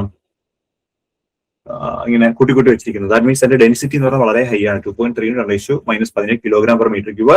മിക്കവാറും ചോദിക്കുന്നത് ആ പവർ ആയിരിക്കും, 10⁻17 എന്ന് പറയുന്നത്. ഓക്കെ. ദെൻ ഇത് കഴിഞ്ഞാൽ സ്ഥിരമായിട്ട് ചോദിക്കുന്ന ഒരു ഏരിയയാണ് ഐസോടോപ്പ്, ഐസോബാർ, ഐസോട്രോൺ എന്നൊക്കെ പറഞ്ഞ് ചോദിക്കേണ്ടത്. അപ്പൊ ഐസോടോപ്പ് എനിക്ക് എപ്പോഴും പഠിപ്പിക്കുമ്പോഴും പഠിക്കുന്ന കാലത്തും ഒക്കെ തിരിഞ്ഞു പോകുന്ന സാധനമാണ് ഐസോടോപ്പ്, ഐസോബാർ എന്ന് പറയുന്നത്. ഐസോടോപ്പും ഐസോബാറുകൾ എന്ന് പറയുന്നത്. അപ്പൊ ഐസോടോപ്പ് എന്ന് പറയുമ്പോൾ നമുക്ക് ടോപ്പ് എന്ന് പറയുമ്പോൾ മുകളില് 17 ആണേ.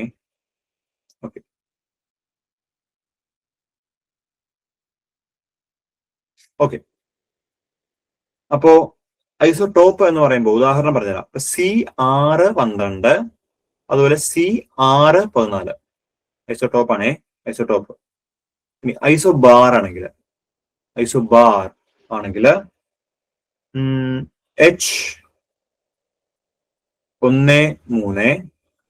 അതുപോലെ He23.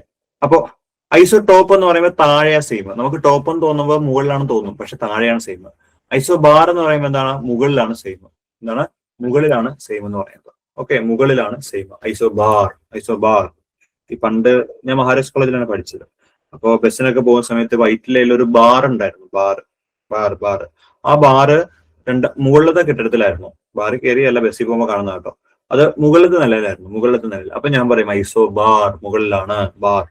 അപ്പൊ ഐസോബാർ എന്ന് പറയുമ്പോൾ മുകളിലും ഐസോടോപ്പ് എന്ന് പറയുമ്പോൾ താഴെ സെയിം ആണ്. അങ്ങനെ ഓർത്ത് വെക്കുക. ഏതെങ്കിലും ഒരെണ്ണം നന്നായിട്ട് പഠിച്ചു വെക്കുക. ഐസോടോപ്പും ഐസോബാറും. ഇനി ഡിഫറെന്റ് ഡീകെ പീരീഡ് ആണെങ്കിൽ അവയെ നമ്മൾ എന്താ പറയുക, ഐസോമെർ എന്നാണ് പറയുന്നത്, ഐസോമെർ എന്ന് പറയുന്നു. അതുപോലെ ഐസോ ഡയാഫർ എന്ന് പറയുമ്പോൾ എക്സസ് ന്യൂട്രോണുകൾ സെയിം ആണെങ്കിൽ അവയെ നമ്മൾ ഐസോ ഡയാഫർ എന്നും പറയുന്നു. ഐസോട്ടോപ്പ് ഐസോബോർ ആണ് മോസ്റ്റ് ഇമ്പോർട്ടന്റ് ആയിട്ട് വരുന്നത് ചോദിക്കുന്നു. ഓക്കെ, ഇനി മാസ് ഡിഫക്റ്റ് അല്ലെ, മാസ് ഡിഫക്റ്റ് നമുക്കറിയാം ഒരു ആറ്റത്തിന്റെ യഥാർത്ഥ മാസും ആ ആറ്റത്തിലെ കണങ്ങളുടെ മാസും തമ്മിലുള്ള വ്യത്യാസത്തെയാണ് നമ്മൾ അതിന്റെ മാസ് ഡിഫക്റ്റ് എന്ന് പറയുന്നത്. ആ മാസ് ഡിഫക്റ്റിനെ നമ്മൾ റെപ്രസെന്റ് ചെയ്യുന്നത് ഡെൽറ്റ എം എന്ന ടേമിലാണ്. Delta M is equal to എന്താണ്?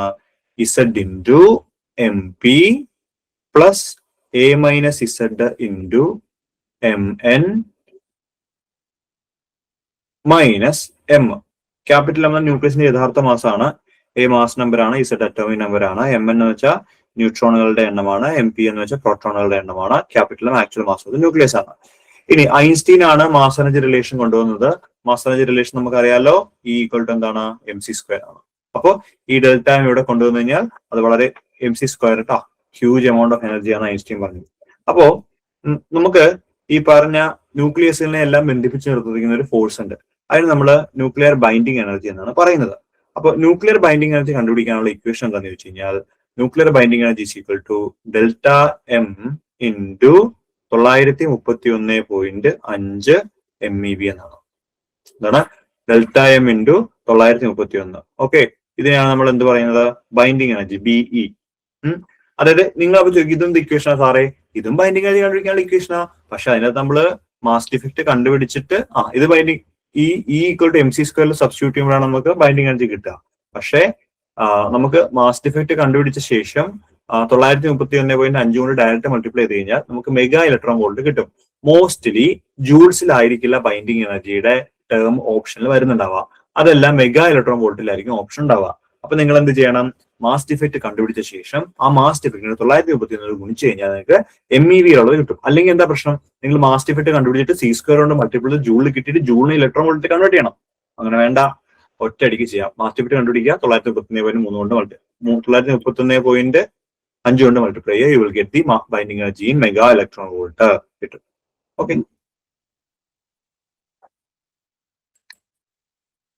യെസ്. അടുത്തത് ബൈൻഡിങ് എനർജി കർവ് നമ്മൾ വരയ്ക്കും. ഓർക്കുന്നുണ്ടോ? നമ്മളൊരു കർവ് ഇങ്ങനെ വന്ന് ഇങ്ങനെയൊക്കെ വരച്ചിട്ട് ഇങ്ങനെ ഒരു കർവ് വരയ്ക്കും. ഓക്കെ, അപ്പൊ ഇവിടെ നിന്ന് ചോദിക്കാൻ ചാൻസ് ഉള്ള പോയിന്റ് എന്താണ്? ഏറ്റവും കൂടുതൽ ഈ ബൈൻഡിങ് എനർജി പെർ ന്യൂക്ലിയൻ ഉള്ളത് ആർക്കാണെന്നുള്ളതാണ്. ഏതാണ്? IN56 ഏറ്റവും കൂടുതൽ ബൈൻഡിങ് എനർജി പെർ ന്യൂക്ലിയൻ. പ്രത്യേകം ശ്രദ്ധിക്കുക, ബൈൻഡിങ് എനർജി പെർ ന്യൂക്ലിയൻ ആണ് പറയുന്നത്. ഓക്കെ, അപ്പൊ 56 ഉള്ള മാസ് നമ്പർ 56 ഉള്ള IN56 binding energy per nuclein ഏറ്റവും കൂടുതലുള്ളത് 8.75 മെഗാ ഇലക്ട്രോൺ വോൾട്ട് ആണ്. എന്താണ്? IN56 എന്നല്ല, IN56 binding energy per nuclein ഏറ്റവും കൂടുതലുള്ളത്. വാല്യൂ എത്രയാണ്? 8.75 മെഗാ ഇലക്ട്രോൺ വോൾട്ട്. എന്താണ്? 8.75 മെഗാ ഇലക്ട്രോൺ വോൾട്ട് ആണ് ബൈൻഡിങ് എനർജി പെർ ന്യൂക്ലിയോൺ ഏറ്റവും കൂടുതലുള്ളത്. എന്താണ്? 8.75 മെഗാ ഇലക്ട്രോൺ വോൾട്ട് ആണ് ബൈൻഡിങ് എനർജി പെർ ന്യൂക്ലിയൻ ഏറ്റവും കൂടുതലുള്ളത്. ഓക്കെ, ഫൈൻ, മനസ്സിലായെന്ന് വിചാരിക്കും. Then radio activity. Radio activity ആയിട്ട് ബന്ധപ്പെട്ട് സാധാരണ ചോദിക്കുന്നത് ഹാഫ് ലൈഫിൽ നിന്നുള്ള പ്രോബ്ലംസ് ആണ് സ്ഥിരമായിട്ട് നമുക്ക് ചോദിച്ചു കണ്ടിട്ടുള്ളത്. അപ്പൊ ഹാഫ് ലൈഫിന്റെ ബേസിക് ഇക്വേഷൻ നമുക്ക് എല്ലാവർക്കും അറിയാം. ടി ഹാഫ് എന്ന് പറഞ്ഞാൽ എന്താണ്? 0.6931 ഡിവൈഡഡ് ബൈ ലാംഡ. എന്താണ്? T half is equal to 0.6931 divided by lambda ആണ് ഹാഫ് ലൈഫ് പീരീഡിന്റെ ബേസിക് അടിസ്ഥാനപരമായിട്ടുള്ള ഇക്വേഷൻ എന്ന് പറയുന്നത്. ഓക്കെ, ലാംഡ എന്ന് പറയുന്നത് ഡി കെ കോൺസ്റ്റന്റ് ആണെന്ന് നിങ്ങൾക്ക് അറിയാം. ഇനി നമുക്ക് ചിലപ്പം പ്രോബ്ലംസ് ചെയ്യുമ്പോൾ നമ്മൾ ഹാഫ് ലൈഫിൽ കണ്ടുപിടിച്ച് ചെയ്തൊരു ഇക്വേഷൻ ഉണ്ട്. എന്താണ്? N equal to N0 into 1/2 whole raised to N. ഇങ്ങനെ ഒരു ഇക്വേഷൻ ഉണ്ട്, ഇത് കൂടി പഠിച്ചു ചെയ്യണം. ഓക്കെ,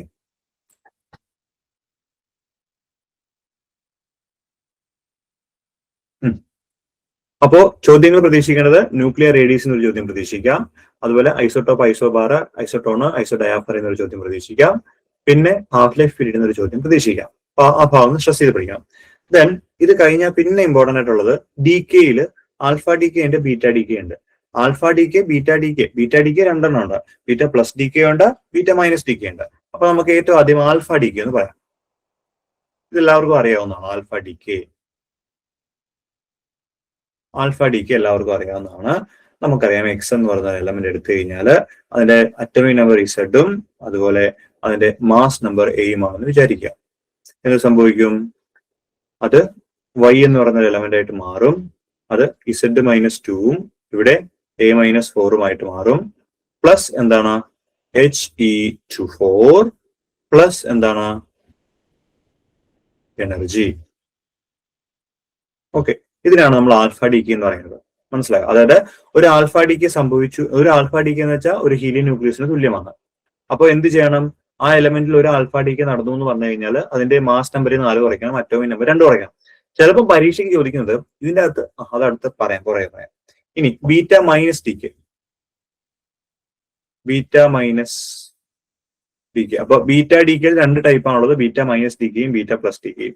ബീറ്റ മൈനസ് ഡിക്ക് എന്ന് വെച്ചാൽ XZ എന്ന് പറയുന്ന ഒരു എലമെന്റ് Y Z+1ഉം എയുമായിട്ട് വന്നു, plus E bar plus new bar നമ്മൾ എഴുതുന്നത്, plus energy.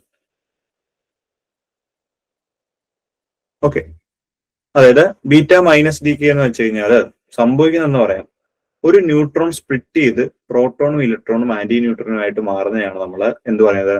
Beta minus decay എന്ന് പറയുന്നത്. ഇപ്പോ അതൊന്ന് വിശദീകരിച്ച് അല്ലെങ്കിൽ വിശദമായിട്ട് പോയില്ലെന്നും ഒരു കുഴപ്പമില്ല. നിങ്ങൾ ഇത്ര ഓർത്താൽ മതി. ബീറ്റ മൈനസ് ഡിക്ക് ആണ് സംഭവിക്കുന്നതെങ്കിൽ താഴെ ഒന്ന് കൂടും, അതൊന്ന് ഓർത്തിരിക്കുക. ഇനി അടുത്ത എന്താ? ബീറ്റ പ്ലസ് ഡിക്ക് നമുക്കൊന്ന് പറയാം. ബീറ്റ പ്ലസ് ഡിക്ക്, അതായത് XZ എന്ന് പറയുന്ന എലമെന്റ് Y എന്ന് പറയുന്ന എലമെന്റ് ആയിട്ട് മാറുകയാണ്. Y എന്ന് പറയുന്ന എലമെന്റ് ആയിട്ട്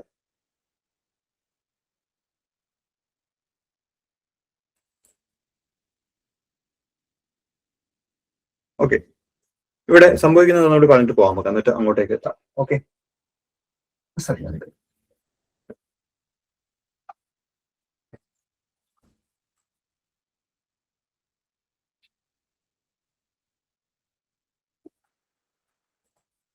ഞാനൊരു എക്സാമ്പിൾ കാണിക്കാം, ഇവിടെ നോക്കട്ടെ.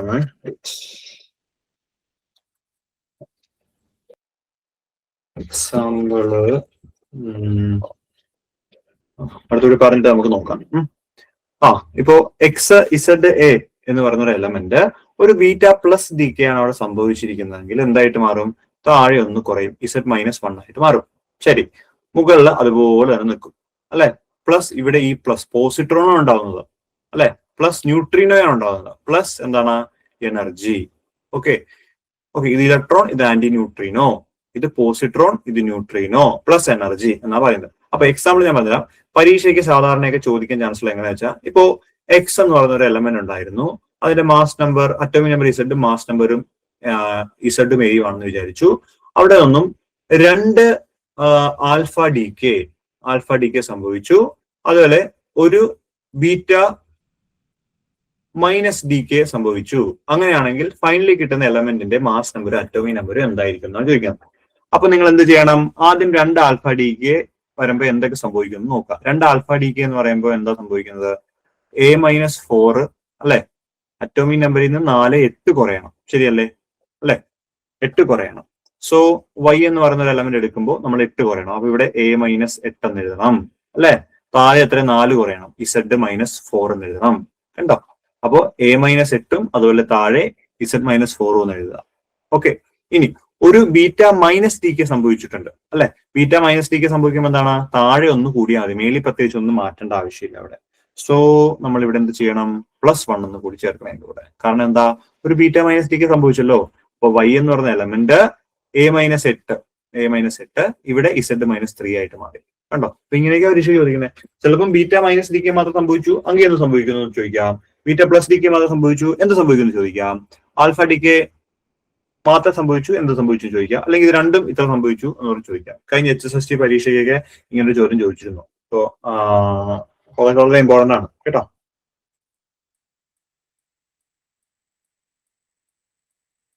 യെസ്, ഇത് കഴിഞ്ഞാല് പിന്നെ പഠിക്കേണ്ട ഒരു സാധനം, നമുക്ക് കുറച്ച് റേഡിയോ ആക്റ്റീവ് സീരീസുകളുണ്ട്. ഒന്ന് തോറിയം സീരീസ്, തോറിയം സീരീസ് ഉണ്ട്. അതുപോലെ നെപ്റ്റ്യൂണിയം സീരീസ്, നെപ്റ്റ്യൂണിയം സീരീസ്. അതുപോലെ യുറേനിയം സീരീസ്. അതുപോലെ actinium series. Thorium series, neptunium series, uranium series, actinium series. Thorium series എന്ന് പറയുമ്പോൾ എന്താണ്? അതൊരു 4n സീരീസ് ആണ് തോറിയം സീരീസ് എന്ന് പറയുന്നത്. നെപ്റ്റൂണിയം സീരീസ് എന്ന് പറയുമ്പോൾ അതെന്താണ്? 4n+1 സീരീസ് ആണ് നമ്മൾ പറയുന്നത്. യുറേനിയം സീരീസ് എന്ന് പറയുമ്പോൾ എന്താണ്? അത് 4n+2 സീരീസ് ആണ്. അടുത്തത് ആക്ടീനിയം സീരീസ് എന്ന് പറയുമ്പോൾ എന്താണ്? 4n+3 സീരീസ് ആണ്. അപ്പൊ 4n series, 4n+1 series, 4n+2 series, 4n+3 series എന്നാണ് പറയുന്നത്. അപ്പോ ഇവിടെ ചോദിക്കുന്ന ചോദ്യം ഞാൻ പറഞ്ഞുതരാം. ഒരു എലമെന്റ് ഇപ്പോ എക്സ് എന്ന് പറയുന്ന എലമെന്റ് ആയിരുന്നു. ആ എക്സ് എന്ന് പറയുന്ന എലമെന്റ് 42 മാസ് നമ്പർ 42 ആണ് എന്ന് പറയുകയാണ്. അങ്ങനെയാണെങ്കിൽ ഇത് ഏത് സീരീസിൽ ഉൾപ്പെടുന്നതാണെന്ന് ചോദിക്കാം പരീക്ഷയ്ക്ക്. അപ്പൊ നിങ്ങൾ എന്ത് ചെയ്യണം? ഈ 42നെ 4 കൊണ്ട് അങ്ങ് ഡിവൈഡ് ചെയ്യണം. അപ്പൊ എത്ര കിട്ടും? നമുക്ക് 10ഉം പിന്നെ ഒരു ശിഷ്ടം 2ഉം കിട്ടും. ശരിയല്ലേ? അതിന് നമുക്ക് 40+2 എന്ന് എഴുതാം അല്ലെ?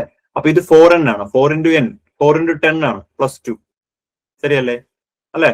4n, അതായത് ഇവിടെ 4 × 10+2 എന്ന് എഴുതാം. മനസ്സിലായോ? ഇവിടെ n ന്റെ സ്ഥാനത്ത് 10 വരും, കാരണം 40 വരുന്നുണ്ടല്ലോ. ബാക്കി 2. അപ്പോ 2 ബാലൻസ് വരുന്ന സീരീസ് ഏതാ? Uranium series. കണ്ടോ? അങ്ങനെ ആ സീരീസ് യുറേനിയം സീരീസ് ആണെന്ന് മനസ്സിലാവും.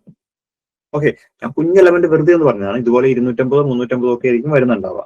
ഓക്കെ, അപ്പോ ആ ഓർഡർ പഠിച്ചു വയ്ക്കുക. ഞാനൊരു ഷോർട്ട് ഫോം പറയാറുണ്ട്, TNUA. ഞാൻ തമിഴ്നാട് എന്നൊക്കെ പറഞ്ഞാൽ പറയാം. TNUA. Thorium series, neptunium series, uranium series, actinium series.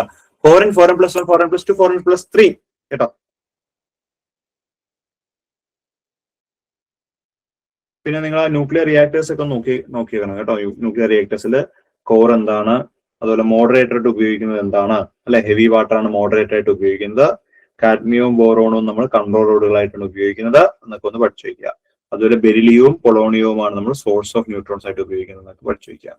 പിന്നെ ഇവിടെ സ്ഥിരം ചോദിക്കുന്നത് ലിക്വിഡ് ഡ്രോപ്പ് മോഡലിൽ നിന്ന് സ്ഥിരം ചോദ്യങ്ങൾ ഉണ്ട്. കാരണം ന്യൂക്ലിയറിന്റെ പോർഷൻ എന്ന് പറയുമ്പോൾ അവിടെ ലിക്വിഡ് ഡ്രോപ്പ് മോഡൽ ഇല്ലെങ്കിൽ അത് അപൂർവമാണ്. അപ്പോൾ ലിക്വിഡ് ഡ്രോപ്പ് മോഡല് നമുക്ക് കണ്ടുപിടിക്കുന്നത് എന്താ? ഒരു ബൈൻഡിങ് എനർജി എക്സ്പ്രഷൻ ആണ് പ്രധാനമായിട്ട് എഴുതുന്നത്. എന്താണ് ബൈൻഡിങ് എനർജി? ഈക്വൽ ടു ഒന്ന് പറഞ്ഞു നോക്കിയോളൂ, A1A minus A2A⁻²3 minus A3 into എന്താണ്? Z into Z-1 divide by A⁻⁴ minus A4 into A-2Z the whole square divided by A plus or minus A5 divided by A⁻3/4. Okay,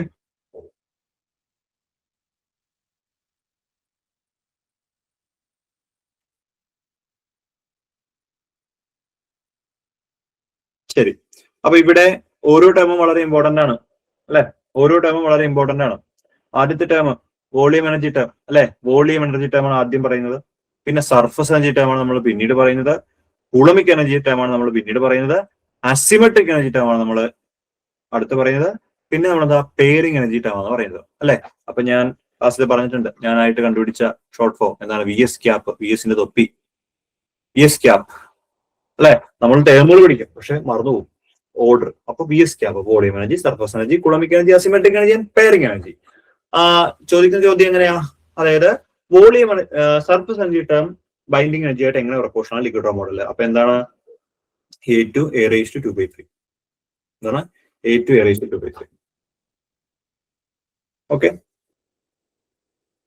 ഇനി ഇത് വെച്ചുകൊണ്ട് ചോദിക്കുന്ന മറ്റൊരു സാധനം ഉണ്ട്. മോസ്റ്റ് സ്റ്റേബിൾ ഐസോബാർ എന്താണെന്നുള്ളത്. Most stable isobar എന്ന് പറയുമ്പോൾ Z equal to A/2 into 1 minus A⁻²2/3 divide by 160 ഇതൊന്ന് കാണാൻ വിളിച്ചു. മോസ്റ്റ് സ്റ്റേബിൾ ഐസോബാർ കണ്ടുപിടിക്കുന്ന equation Z equal to A/2 into 1 minus A⁻²2/3 by 160 whole raise to -1. Okay,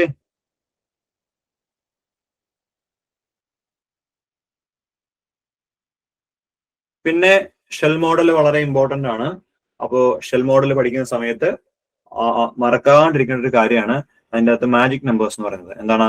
2, 8, 20, 28, 50, 82, 126. 2, 8, 20, 28, 50, 82, 126. എന്താ ഇത് magic numbers ആണ്. മാജിക് നമ്പേഴ്സിലുള്ള ന്യൂക്ലിയസിലെ കണങ്ങളുടെ എണ്ണം ഈ ഏതെങ്കിലും ഒരു മാജിക് നമ്പറിനോട് തുല്യമായി കഴിഞ്ഞാൽ ആ ന്യൂക്ലിയസ് എക്സ്ട്രാ സ്റ്റേബിൾ ആണ് എന്നുള്ളത് അതിന്റെ കോൺസെപ്റ്റ്. അത് വെച്ചിട്ടാണ് നമ്മൾ ഷെൽ മോഡലൊക്കെ വരയ്ക്കുന്നത്.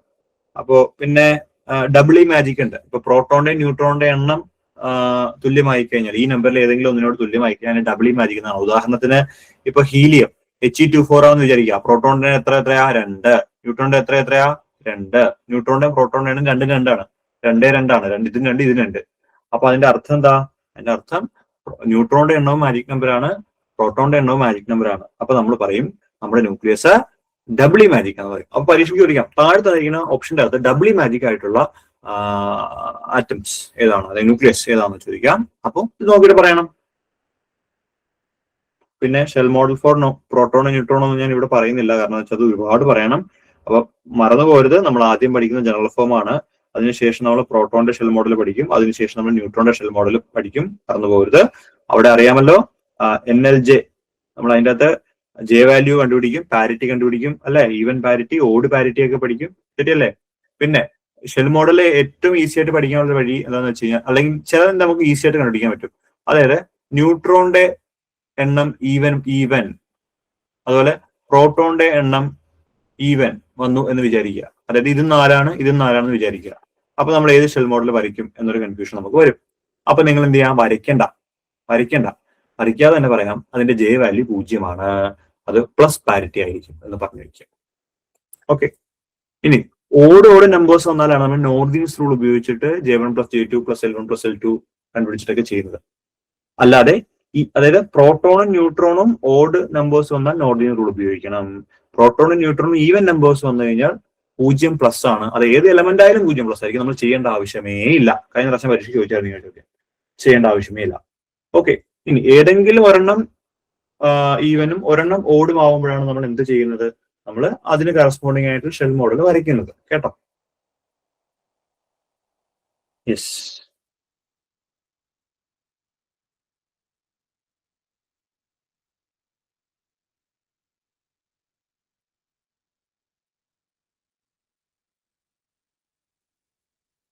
പിന്നെ പാർട്ടിക്കൽ ഫിസിക്സ് നിങ്ങൾക്ക് അറിയാമല്ലോ. പാർട്ടിക്കൽ ഫിസിക്സ് വളരെ ഇമ്പോർട്ടന്റ് ആണ്. അത് നമ്മൾ വിശദമായിട്ട് തന്നെ ക്ലാസ് എടുത്തിട്ടുണ്ട് അതിൻ്റെ അകത്ത്. അതായത് നമ്മൾ പ്രോപ്പർട്ടീസ് ആണ് ആദ്യം പഠിക്കേണ്ടത്. അതായത് ലെപ്റ്റോൺ നമ്പേഴ്സ് എന്താണ്, ബാരിയോൺ നമ്പേഴ്സ് എന്താണ്, സ്ട്രേഞ്ച്നെസ് എന്താണ്, ചാർജ് എന്താണ്, ഐസോസ്പിൻ എന്താണ്, ഹൈപ്പർ ചാർജ് എന്താണെന്നൊക്കെ പഠിക്കണം. പിന്നെ ഇമ്പോർട്ടന്റ് അവിടുത്തെ മെസോൺ ഒക്ടക്റ്റുകള്, ബാരിയോൺ ഒക്ടക്റ്റുകള്, ബാരിയോൺ ഡീകപ്ലറ്റുകൾ വളരെ ഇമ്പോർട്ടന്റ് ആണ്. ക്വാർക്കിന്റെ ബേസിക് സ്ട്രക്ചർ വളരെ ഇമ്പോർട്ടന്റ് ആണ്. Up cork, down cork, strange cork വളരെ ഇമ്പോർട്ടന്റ് ആണ്. പിന്നെ നമ്മൾ ആ ക്വാർക്ക് സ്ട്രക്ചർ ഉപയോഗിച്ചുകൊണ്ട് നമ്മൾ മെസോൺ ഒക്ടക്റ്റും അതുപോലെ തന്നെ ബാരിയോൺ ഡീകപ്ലറ്റും ഒക്കെ നമ്മൾ വരയ്ക്കുന്നുണ്ട്. അത് ഭയങ്കര ഇമ്പോർട്ടന്റ് ആണ്. നിങ്ങൾ നോക്കിയേ പറ്റുള്ളൂ. എപ്പോഴും അവിടെ മനസ്സിൽ നിന്ന് പോവാണ്ട് നിൽക്കേണ്ട 2 ആളുകൾ, ഒന്ന് ന്യൂട്രോണിന്റെ ഷെൽ സ്ട്രക്ചർ ആണ്, DDU, മറന്നു പോകരുത്. ദെൻ പ്രോട്ടോണിന്റെ ആണെങ്കിൽ എന്താണ്? അത് UUD ആണ്. ഇത് മറന്നേ പോരുത്, വളരെ ഇമ്പോർട്ടന്റ് ആണ്. പരീക്ഷയ്ക്ക് തിരിച്ചു മറിച്ച് ചോദിക്കുന്നതാണ്. ഇതിന്റെ മാത്രമല്ല, നമുക്ക് സിഗ്മ പ്ലസിന്റെ എഴുതാൻ പറ്റും അല്ലെ, സിഗ്മ മൈനസിന്റെ എഴുതാൻ പറ്റും, ശരിയല്ലേ? കൈ മൈനസിന്റെ എഴുതാൻ പറ്റും, അതുപോലെ കൈ 0ന്റെ എഴുതാൻ പറ്റും. മനസ്സിലായി? അപ്പൊ അതൊക്കെ പഠിക്കണം. അത് ആ ഒക്ടക്റ്റുകൾ കൃത്യമായിട്ട് പഠിച്ചു കഴിഞ്ഞാൽ മെസോൺ ഒക്ടക്റ്റും ബാരിയോൺ ഡീകപ്ലറ്റും പഠിക്കുക. അതിന്റെ ഈ പറയുന്ന ക്വാർക്ക് സ്ട്രക്ചറിലേക്ക് എക്സ്റ്റെൻഡ് ചെയ്തിട്ടുള്ള കാര്യങ്ങൾ നോക്കണം. എന്നാലും ന്യൂട്രോണിനും പ്രോട്ടോണിനും ഇപ്പൊ തന്നെ കാണാൻ പഠിച്ചു. ന്യൂട്രോൺ ആണെങ്കിൽ DDU, പ്രോട്ടോൺ ആണെങ്കിൽ UUD, പ്രോട്ടോൺ ആണെങ്കിൽ UUD, ന്യൂട്രോൺ ആണെങ്കിൽ DDU. കേട്ടോ?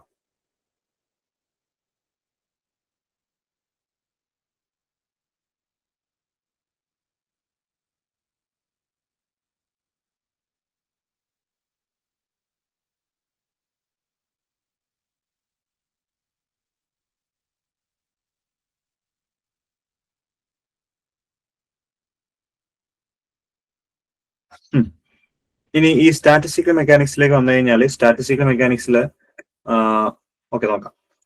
സ്റ്റാറ്റിസ്റ്റിക്കൽ മെക്കാനിക്സിന്റെ അകത്ത് നമ്മൾ കുറെ ടേമുകൾ പഠിക്കുന്നുണ്ട്. ഇന്റേണൽ എനർജി U ആണെന്നും, ഹെൽംഹോൾട്ട്സ് ഫ്രീ എനർജി. അപ്പൊ അതിന്റെയൊക്കെ ഇക്വേഷൻ, ഹെൽംഹോൾട്ട്സ് ഫ്രീ എനർജി ആണെങ്കിൽ F = എന്താണ്? U - TS ആണ്. മറന്നു പോകരുത്. ഓക്കെ. ഇനി ഗിബ്സ് ഫ്രീ എനർജി ആണെങ്കിൽ G = എന്താണ്? H - TS ആണ്. H - TS ആണ്. ഇനി എൻതാൽഫി ആണെങ്കിൽ H = U + PV ആണ്. Basic equation. ഓക്കെ. പിന്നെ നമ്മൾ ഓരോന്നും ഇങ്ങനെ പറഞ്ഞിട്ടുണ്ട്. DG എന്ന് പറഞ്ഞാൽ എന്താണ്? VdP - SdT. ഓർക്കുന്നുണ്ടോ? ക്ലാസ്സിൽ പറഞ്ഞിട്ടുണ്ട്. അതുപോലെ DH എന്ന് പറഞ്ഞാൽ എന്താണ്? അത് TdS - VdP.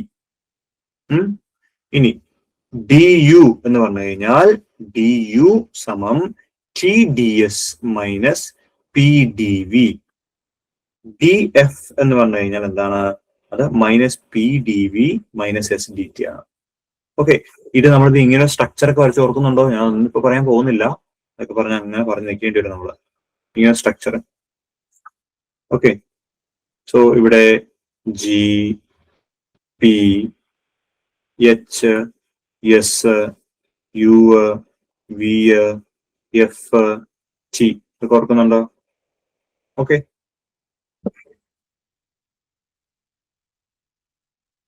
പിന്നെ മാക്സ്വെല്ലിന്റെ തെർമോഡൈനാമിക് റിലേഷനുകൾ ഓർക്കുന്നുണ്ടല്ലോ. Do S by do V at constant T equal to do P by do T at constant V. Do S by do P at constant T is equal to minus do V by do T. ഞാൻ പറയുന്നില്ല. അതിന്റെ short form ഓർക്കുന്നുണ്ടോ? S P S V T P T V. തിരിച്ചെഴുതുക. V T P T V S P S. ഇതിങ്ങനെ cut ചെയ്യും, ഇതിങ്ങനെ cut ചെയ്യും, ഇതിങ്ങനെ കട്ട് ചെയ്യും. എന്നിട്ട് നമ്മൾ do S by do V ആയിട്ട് constant T equal do P by do T എന്ന് വരും. നടുക്ക് രണ്ടതിന് മൈനസ് കൊടുക്കും. ഓർക്കുന്നുണ്ടോ? ഇല്ലെങ്കിൽ ക്ലാസ് കാണണം കേട്ടോ. Okay,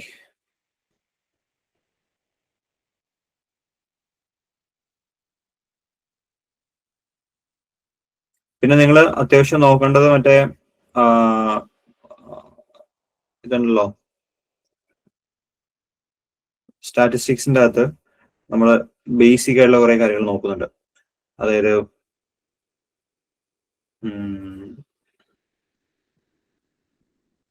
C P C V എന്നൊക്കെ കുറെ സാധനങ്ങളില്ലേ, അത് തെർമോഡൈനാമിക്സിന്റെ ഭാഗമാണ്. അപ്പൊ അതൊക്കെ ഒന്ന് നോക്കണം. അതായത് നമുക്കറിയാം സീറോത്ത് ലോ ഓഫ് തെർമോഡൈനാമിക്സ് ഓർക്കുക. ഫസ്റ്റ് ലോ, ഹീറ്റ് കൊടുത്തു കഴിഞ്ഞാൽ അത് വർക്ക് ചെയ്യാൻ വേണ്ടി എനർജി കൂട്ടാൻ വേണ്ടി ഉപയോഗിക്കുന്നു എന്നുള്ളത് ഓർത്തിരിക്കുക. C P minus C B equal to R എന്ന് പറയുന്ന മേയേഴ്സ് റിലേഷൻ ആണെന്ന് പറയുന്നത് ഓർത്തിരിക്കുക, മറന്നു പോകരുത്. പിന്നെ ഞാൻ എഴുതാം, എഴുതിപ്പോ മേയേഴ്സ് റിലേഷൻ എന്താണ്? C P minus C V equal to R. നമ്മൾ പ്ലസ് ടുവിനൊക്കെ പഠിപ്പിക്കുന്നതാണ്. ഇനി വർക്ക് ഡൺ ഐസോതെർമൽ പ്രോസസ്സിലാണെങ്കിൽ work done W is equal to 2.303 R T log V two by V one ആണെന്ന് ഓർത്തിരിക്കുക. ഇനി അഡയബാറ്റിക് പ്രോസസ് ആണെങ്കിൽ work done W equal to R by 1 minus gamma into T two minus T one എന്ന് ഓർത്തിരിക്കുക, മറന്നു പോരുത്. ഇനി heat engine എടുത്തു കഴിഞ്ഞാൽ പ്രോസസ്സുകൾ ഓർത്ത് വയ്ക്കുക. അതിന്റെ എഫിഷ്യൻസി ഇക്വേഷൻ ഈറ്റ എന്ന് പറഞ്ഞാൽ 1 minus Q two by Q one ആണ്, അല്ലെങ്കിൽ eta is equal to 1 minus T two by T one ആണ്. ഓക്കെ, ചിലപ്പോൾ പരീക്ഷയ്ക്ക് നിങ്ങൾക്ക് ഈ ക്യൂ വണ്ണും ക്യൂ ടുവും തരും, അതുപോലെ ടി വൺ തരും, എന്നിട്ട് ടി ടു കണ്ടുപിടിക്കാൻ പറയും. അപ്പൊ നമ്മൾ ഈ രണ്ട് ഇക്വേഷനും ഇക്വേറ്റ് ചെയ്തുകൊണ്ടാണ് നമ്മൾ അത് ചെയ്യേണ്ടത്, മറന്നു പോകരുത്. ക്യൂ വണ്ണും ക്യൂ ടുവും, ക്യൂ വൺ എന്ന് വെച്ചാൽ quantity of heat absorbed by the source ആണ്. എന്താണ്? Quantity of heat absorbed from the source ആണ്, ഫ്രം ദ സോഴ്സ്. ഇനി ക്യൂ ടു എന്ന് വെച്ചാൽ എന്താ? Quantity of heat rejected to the sink ആണ് ക്യൂ ടു എന്ന് പറയുന്നത്. ടി വൺ എന്താണ്? ടെമ്പറേച്ചർ ഓഫ് ദ സോഴ്സിനെയാണ് നമ്മൾ ടി വൺ എന്ന് പറയുന്നത്. ടി ടു എന്ന് വെച്ചാൽ എന്താണ്? ടെമ്പറേച്ചർ ഓഫ് ദി സിങ്ക് ആണ്. കേട്ടോ, മറന്നു പോയത്.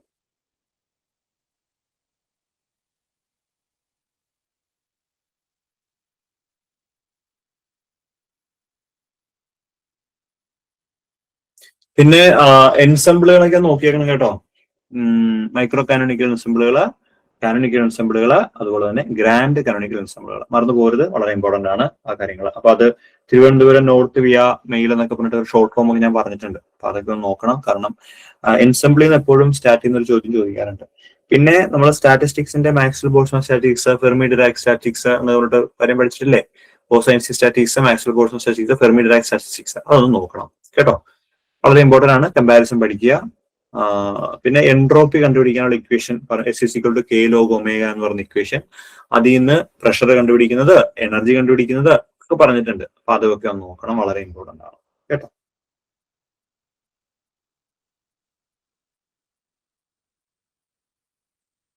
യെസ്, നമുക്കിനി മാത്തമാറ്റിക്കൽ ഫിസിക്സ് നോക്കാം.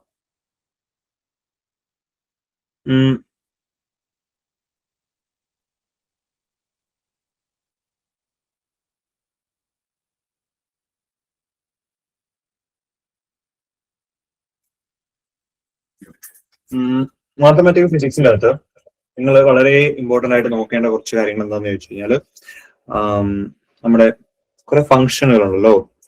നമ്മുടെ ബീറ്റ ഫംഗ്ഷൻ, അതുപോലെ ഗാമ ഫംഗ്ഷൻ എന്ന് പറഞ്ഞിട്ട് കുറെ ഫംഗ്ഷനുകളുണ്ട്. അപ്പൊ അതൊക്കെ കുറച്ച് ഇമ്പോർട്ടന്റ് ആണ്, അത് നോക്കണം. അതുപോലെ ആൽഫ ബീറ്റ ഗാമ റിലേഷനുകൾ അങ്ങോട്ടും ഇങ്ങോട്ടും കണക്ട് ചെയ്തിട്ടുള്ള ഞാൻ ക്ലാസ്സിൽ പറഞ്ഞിട്ടുള്ള കാര്യങ്ങളാണ്, ജസ്റ്റ് ഒന്ന് പറഞ്ഞു പോകാം.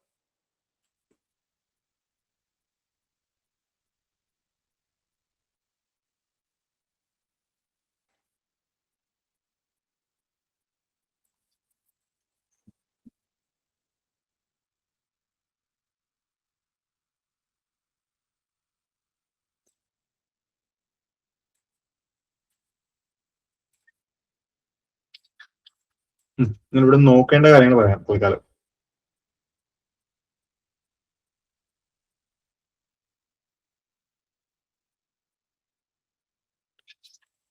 സ്ഥിരമായിട്ട് പരീക്ഷയ്ക്ക് അറിയുന്ന ഒരു സാധനമുണ്ട് ഇതിനകത്ത്, അതായത് ഗാമ ഓഫ് 1/2. ഗാമ ഓഫ് 1/2 എന്ന് വെച്ചാൽ റൂട്ട് പൈ ആണ്, മറന്നുപോയത്. ഗാമ ഓഫ് 1/2 എത്രയാണ്? റൂട്ട് പൈ ആണ് എന്ന് പഠിച്ചു വെക്കുക. ഓക്കെ, ഈ ഒരെണ്ണം കൂടി വേണേൽ പഠിച്ചു വെച്ചോ. ഗാമ ഓഫ് 3/2 എന്ന് പറഞ്ഞു കഴിഞ്ഞാൽ അത് എത്രയാണ്? റൂട്ട് π/2 ആയിരിക്കും. ഓക്കെ, ഇനി ഗാമ ഓഫ് 5/2 സമം 3 റൂട്ട് π/4. ഓക്കെ, കുറച്ച് ഇമ്പോർട്ടന്റ് ആണ്, നോക്കിയാൽ നന്നായിരിക്കും. ഇതെങ്ങനെ കിട്ടുന്നു എന്നൊക്കെ അവരോട് പറഞ്ഞിട്ടുണ്ട്. ദെൻ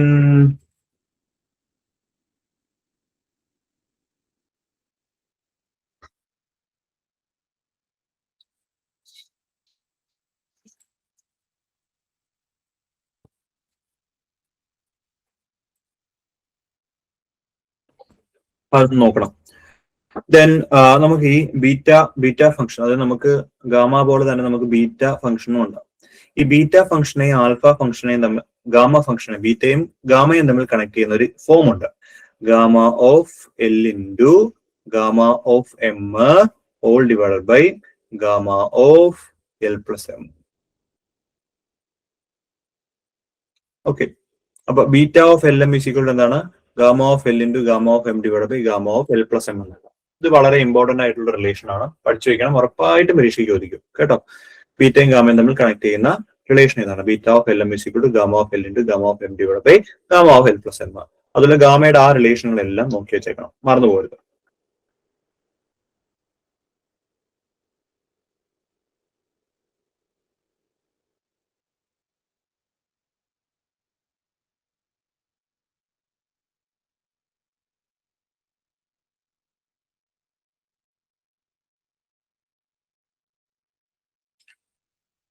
പിന്നെ ഡെൽറ്റ ഫംഗ്ഷൻ എന്നൊരു ഫംഗ്ഷൻ ഉണ്ട്. ഈ ഡെൽറ്റ ഫംഗ്ഷന്റെ കുറച്ച് പ്രോപ്പർട്ടീസ് അതൊന്ന് പറഞ്ഞിട്ട് നമുക്ക് പോകാം. ഡെൽറ്റ ഫംഗ്ഷന്റെ വളരെ ഇമ്പോർട്ടന്റ് പ്രോപ്പർട്ടി ഒരെണ്ണം പരീക്ഷയ്ക്ക് സ്ഥിരം ചോദിക്കുന്ന പ്രോപ്പർട്ടി ഉണ്ട്. എന്താണെന്നറിയാമോ? Delta of X, delta of X is equal to 1/mod a into delta of X. ഇത് വളരെ ഇമ്പോർട്ടന്റ് ആണ്. Delta of X is equal to 1/mod a into delta of X എന്ന് പറയുന്നത് വളരെ ഇമ്പോർട്ടന്റ് ആയിട്ടുള്ള ഒരു റിലേഷൻ ആണ്. ഓക്കെ, അത് ഒന്ന്.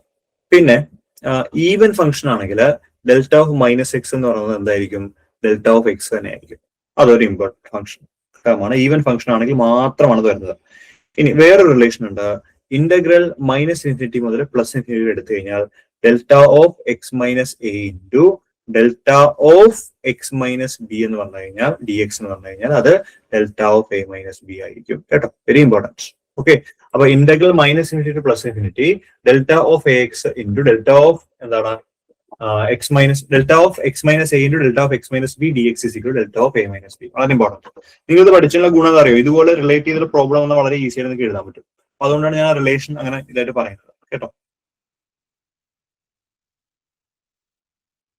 പിന്നെ ഈ പറയുന്ന പോലെ നിങ്ങൾ ബെസൽ എടുത്തു കഴിഞ്ഞാലും ലെജൻഡർ എടുത്തു കഴിഞ്ഞാലും ആ സ്പെഷ്യൽ ഫംഗ്ഷനുകളുടെ എല്ലാം റോഡ്രിഗോ ഫോർമുല ഒന്ന് നോക്കി വെക്കണം. കാരണം മിക്കവാറും റോഡ്രിഗോ ഫോർമുലയും ഓർത്തോഗണാലിറ്റി ഒക്കെയാണ് സ്ഥിരമായിട്ട് ചോദിക്കുന്നത്. നമുക്ക് ഈ പറയുന്ന പോലെ അതിന്റെ ഒരുപാട് ടേമുകളൊന്നും കണ്ടുപിടിക്കാൻ വലിയ ബുദ്ധിമുട്ടാണ്. പക്ഷെ അത്യാവശ്യം വേണ്ട റോഡ്രിഗോ ഫോർമുല പഠിക്കണം. അതുപോലെ തന്നെ ഓർത്തോഗണാലിറ്റി ഒക്കെ നോക്കിയാൽ വളരെ നന്നായിരിക്കും.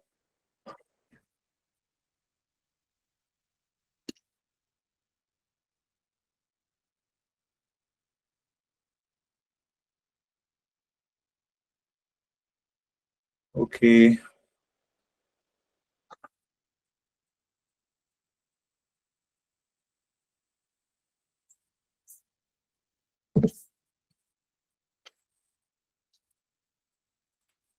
പിന്നെ കോംപ്ലക്സ് നമ്പേഴ്സിന്റെ കാര്യങ്ങൾ നമുക്കൊന്ന് പറയാം.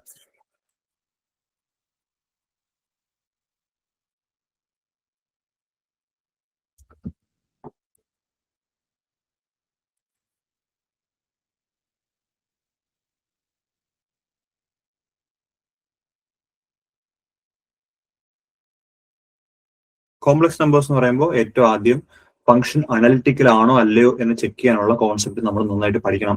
അപ്പൊ നമുക്ക് അറിയാം, നമ്മൾ ഈ പറയുന്ന എഫ് ഓഫ് ഇസഡ് എന്ന് പറയുന്നത് F of Z is equal to എന്താണ്, യു പ്ലസ് ഐ വി ആണെന്ന് വിചാരിക്കുക. അങ്ങനെയാണെങ്കിൽ നമുക്കറിയാം do U by do X is equal to എന്താണ്, do V by do Y ആണ്. ഓക്കെ, ഇനി do U by do Y is equal to എന്താണ്, minus do V by do X ആണ്. ഇതാണ് ഒരു ഫംഗ്ഷൻ അനലിറ്റിക്കൽ ആണോ അല്ലയോ എന്ന് ചെക്ക് ചെയ്യാനുള്ള റിലേഷൻ. ഇതിന്റെ പറയുന്ന പേര് എന്താണ്, നമ്മൾ പേര് പറയാനല്ലോ, കോഷി റീമാൻ ഇക്വേഷൻസ്. ഓക്കെ, എന്താണ് കോഷി റീമാൻ ഇക്വേഷൻസ് എന്ന് നമ്മൾ ഇതിനെ പറയുന്നത്. ഓക്കെ, അപ്പോൾ നമുക്കിത് അത് ചെക്ക് ചെയ്യാനുള്ള ഒരു പ്രോബ്ലം എപ്പോഴും ചോദിക്കാറുണ്ട്. പിന്നെ അതുപോലെ തന്നെ യുഒ വിഒ തന്നിട്ട് രണ്ടാമത് കണ്ടുപിടിക്കാനുള്ള ചോദ്യവും സ്ഥിരമായിട്ട് ചോദിക്കാറുണ്ട്. പിന്നെ ഹാർമോണിക് ഫംഗ്ഷന്റെ കണ്ടീഷൻ മറന്നു പോകരുത്. ഹാർമോണിക് ഫംഗ്ഷന്റെ മറന്നു പോകരുത്. Del square U equal to 0 അല്ലെങ്കിൽ del square V equal to 0. നമുക്കൊരു യു തന്നിട്ടേ ഇത് ഹാർമോണിക് ആണോ എന്ന് ചോദിക്കും. അപ്പൊ നിങ്ങൾ എന്ത് ചെയ്യണം, ഇതൊന്ന് ചെക്ക് ചെയ്ത് നോക്കണം. ഇതെങ്ങനെ, ഉദാഹരണം ഞാൻ പറഞ്ഞു, ഇപ്പൊ യു ഈക്വൽ ടു എന്താണ്, 3x പ്ലസ് വൈ സ്ക്വയർ ആണെന്ന് വിചാരിക്കുക. ഇത് ഹാർമോണിക് ആണോ അല്ലയോ എന്നാണ് നിങ്ങളുടെ ചോദ്യം. അപ്പൊ നിങ്ങൾ എന്ത് ചെയ്യണം, do square U by do X square plus do square U by do Y square is equal to 0 എന്ന് എഴുതാം. കണ്ടോ? എന്നിട്ട് എന്ത് കൊടുക്കാം, ഈ ഫുൾ ടേം ഇങ്ങോട്ട് ഇട്ട് കൊടുക്കണം, ഇങ്ങോട്ട് ഇട്ട് കൊടുക്കണം. എന്നിട്ട് അത് ചെയ്താൽ മതി. 0 കിട്ടുന്നുണ്ടോ നോക്കുക. 0 കിട്ടുന്നുണ്ടെങ്കിൽ ഹാർമോണിക് ആണ്, 0 കിട്ടുന്നില്ലെങ്കിൽ ഹാർമോണിക് അല്ല. ഒരു ഇസഡ് ടേം ആണെങ്കിൽ do square U by do Z square കൂടി എന്നോട് ചേർക്കണം. മനസ്സിലായോ? അതാണ് വ്യത്യാസം. ഓക്കെ,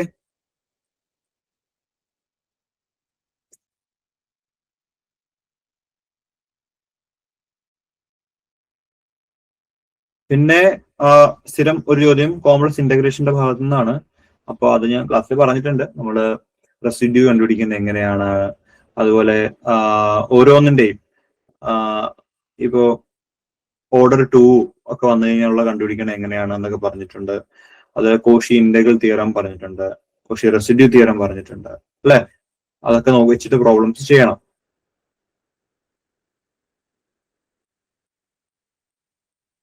ഓക്കെ, പിന്നെ നമ്മൾ ട്രിക്ക് പഠിച്ചാൽ ഓർമ്മയുണ്ടോ? Trick integral 0 to 2 pi 1 by a plus b sin theta d theta എന്ന് പറഞ്ഞു കഴിഞ്ഞാൽ എന്താണ്, അത് 2 pi divide by root of a square minus b square ആണെന്ന് ഓർത്ത് വയ്ക്കുക. ഓക്കെ, ഇനി അത് ഇന്റഗ്രൽ 0 to pi ആണ് ചോദിക്കുന്നതെങ്കിൽ 1 by a plus b sine theta D theta എന്നാണെങ്കിൽ നമുക്ക് എന്തെഴുതാം, pi by root of A square minus B square. അതായത് ഇവിടെ 2 pi വരുമ്പോൾ ഇവിടെ 2 pi വരണം, ഇവിടെ പൈ വരുമ്പോൾ ഇവിടെ പൈ വരണം. മനസ്സിലായോ? ഇനി ഈ സൈൻ തീറ്റയ്ക്ക് പകരം കോസ് തീറ്റ വന്നാലും ഇത് തന്നെയാണ് ഇക്വേഷൻ. ഇവിടെ കോസ് തീറ്റ വന്നു കഴിഞ്ഞാലും എന്താണ്, ഇത് തന്നെയാണ് ഇക്വേഷൻ. സോ അത് മറന്നു പോകണം കേട്ടോ.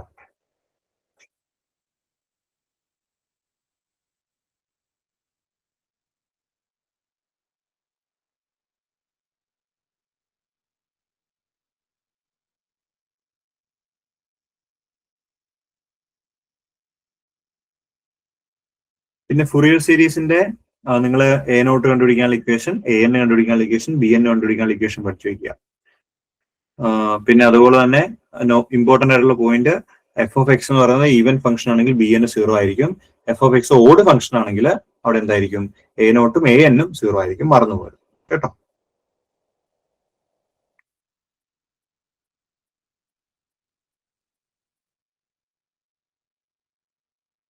ഇലക്ട്രോണിക്സിന്റെ ഭാഗങ്ങൾ നമുക്ക് നോക്കാം.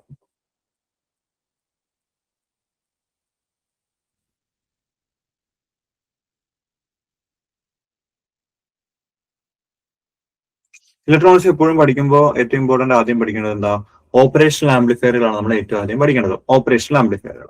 ഓപ്പറേഷണൽ ആംപ്ലിഫയറിന് സ്ഥിരമായിട്ട് ചോദിക്കുന്ന കാര്യം നിങ്ങൾക്ക് അറിയാമല്ലോ, എന്താണ് ഒരു ഐഡിയൽ ഓപ്പറേഷണൽ ആംപ്ലിഫയറിന്റെ കണ്ടീഷനുകൾ എന്തൊക്കെയാണെന്നുള്ളതാണ് ഏറ്റവും ആദ്യം ചോദിക്കേണ്ടത്. എന്തൊക്കെയാണ്? എ വി എന്ന് പറയുന്നത് ഇൻഫിനിറ്റി ആണ്, ആർ ഐ എന്ന് പറയുന്നത് ഇൻഫിനിറ്റി ആണ്, ബാൻഡ് വിഡ്ത്ത് എന്ന് പറയുന്നത് ഇൻഫിനിറ്റി ആണ്, പിന്നെ CMRR common mode rejection ratio infinity ആണ്.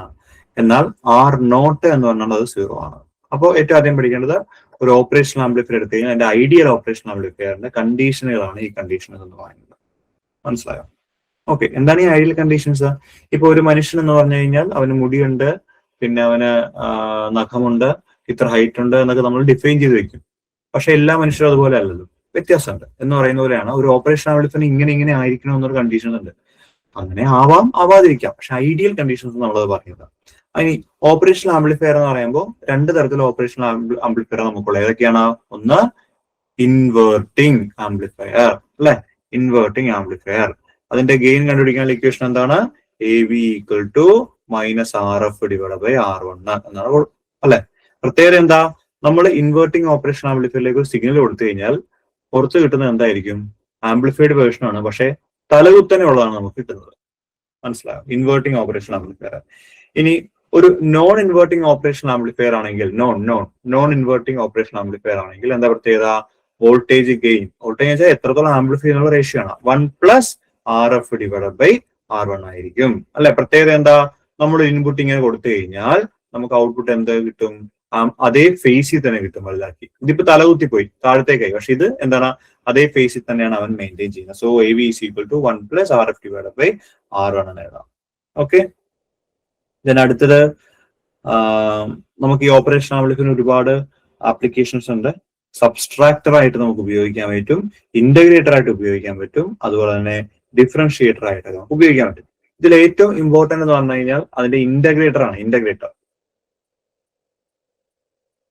പരീക്ഷയ്ക്ക് സ്ഥിരം ചോദിക്കുകയാണ് ഇന്റഗ്രേറ്ററിന്റെ പ്രത്യേകത എന്താ? ഇന്റഗ്രേറ്റർ എന്ന് പറയുമ്പോൾ ഞാൻ പടം വരയ്ക്കുകയാണെങ്കിൽ ഇപ്പൊ ഇവിടെ മൈനസ്, ഇവിടെ പ്ലസ്, നമ്മൾ ഇങ്ങനെ എടുത്തിട്ട് ഇവിടെ കപ്പാസിറ്റർ ഇടും, ആ കപ്പാസിറ്റർ ഇങ്ങോട്ട് കൊടുക്കും. ദെൻ ഇവിടെ ഇങ്ങനെ എടുക്കും, ഇങ്ങനെ ഇടും, ഇവിടെ ഒരു R, ഇവിടെ ഒരു C, ദെൻ ഇങ്ങനെ കണ്ടോ? അപ്പോൾ നമ്മൾ V0 is equal to -1/CR into integral V1 of t dt എന്ന് എഴുതാം. ഇന്റഗ്രേറ്റർ. ഇനി ഡിഫറൻഷിയേറ്റർ ആണെങ്കിലോ? ഡിഫറൻഷിയേറ്റർ എന്നാണെങ്കിൽ നമ്മൾ എങ്ങനെ എഴുതണേ? ഡിഫറൻഷിയേറ്റർ നമ്മൾ ഇവിടെ ഇങ്ങനെ കണക്ട് ചെയ്ത് ഇത് ഇങ്ങോട്ടിട്ട് ദെൻ ഇവിടെ ഒരു കപ്പാസിറ്റർ ഇത് ഇങ്ങോട്ടിടും. Okay. So V0 is equal to -RC into dV in by dt ഇങ്ങനെ എഴുതുന്നു. അപ്പൊ പ്രത്യേകം ശ്രദ്ധിക്കുക, ഫീഡ്ബാക്ക് എന്ന് വെച്ചപ്പോൾ ഔട്ട്പുട്ടിൽ നിന്ന് ഒരു ഭാഗം ഇങ്ങോട്ട് ഫീഡ്ബാക്ക് എന്ന് പറയുന്നത്. ഫീഡ്ബാക്കിൽ കപ്പാസിറ്റർ ഇടുകയാണെങ്കിൽ അവയെ നമ്മൾ ഇന്റഗ്രേറ്റർ എന്ന് പറയുന്നു. ഫീഡ്ബാക്കിൽ റെസിസ്റ്റർ ഇടുകയാണെങ്കിൽ അവയെ നമ്മൾ ഡിഫറൻഷിയേറ്റർ എന്ന് പറയുന്നു. പരീക്ഷയ്ക്ക് ചോദിക്കുന്നത് അങ്ങനെയാണ്. അതായത് ഒരു ഓപ്പറേഷൻ ആംപ്ലിഫയറിന്റെ ഫീഡ്ബാക്കിൽ കപ്പാസിറ്റർ വരികയാണെങ്കിൽ അത് എന്ത് സർക്യൂട്ടാണ്? കപ്പാസിറ്റർ വരികയാണെങ്കിൽ ഇന്റഗ്രേറ്റർ. അല്ലെങ്കിൽ പരീക്ഷയ്ക്ക് ഇങ്ങനെ ചോദിക്കാം, എന്താണ് ഒരു ഇന്റഗ്രേറ്ററിന്റെ അകത്ത് കപ്പാസിറ്റർ എവിടെയാണ് വരേണ്ടത് എന്ന് ചോദിക്കാം. ഇൻപുട്ടില്, ഔട്ട്പുട്ടില് എന്നൊക്കെ ചോദിക്കാം. അപ്പൊ അത് എവിടെയാ വരണ്ടേ? അത് വരേണ്ട എവിടെയാണ്? ഫീഡ്ബാക്കിലാണ് അത് വരേണ്ടത്. ഫീഡ്ബാക്ക് റെസിസ്റ്ററിന്റെ ഭാഗത്താണ് ഈ സാധനം അവിടെ വരേണ്ടത്. കേട്ടോ?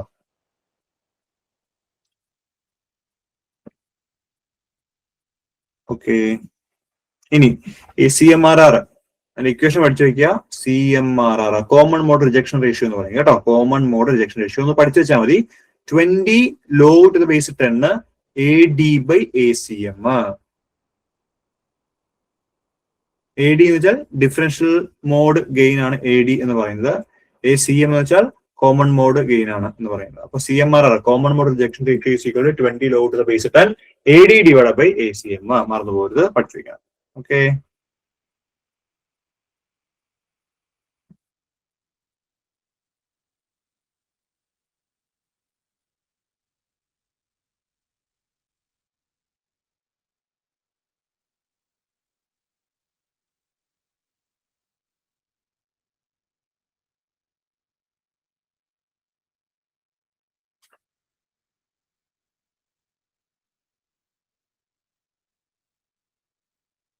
നമ്മള് പിന്നൊരു ഭാഗം ഇമ്പോർട്ടന്റ് വരുന്നത് ഓസിലേറ്റേഴ്സ് ആണ്.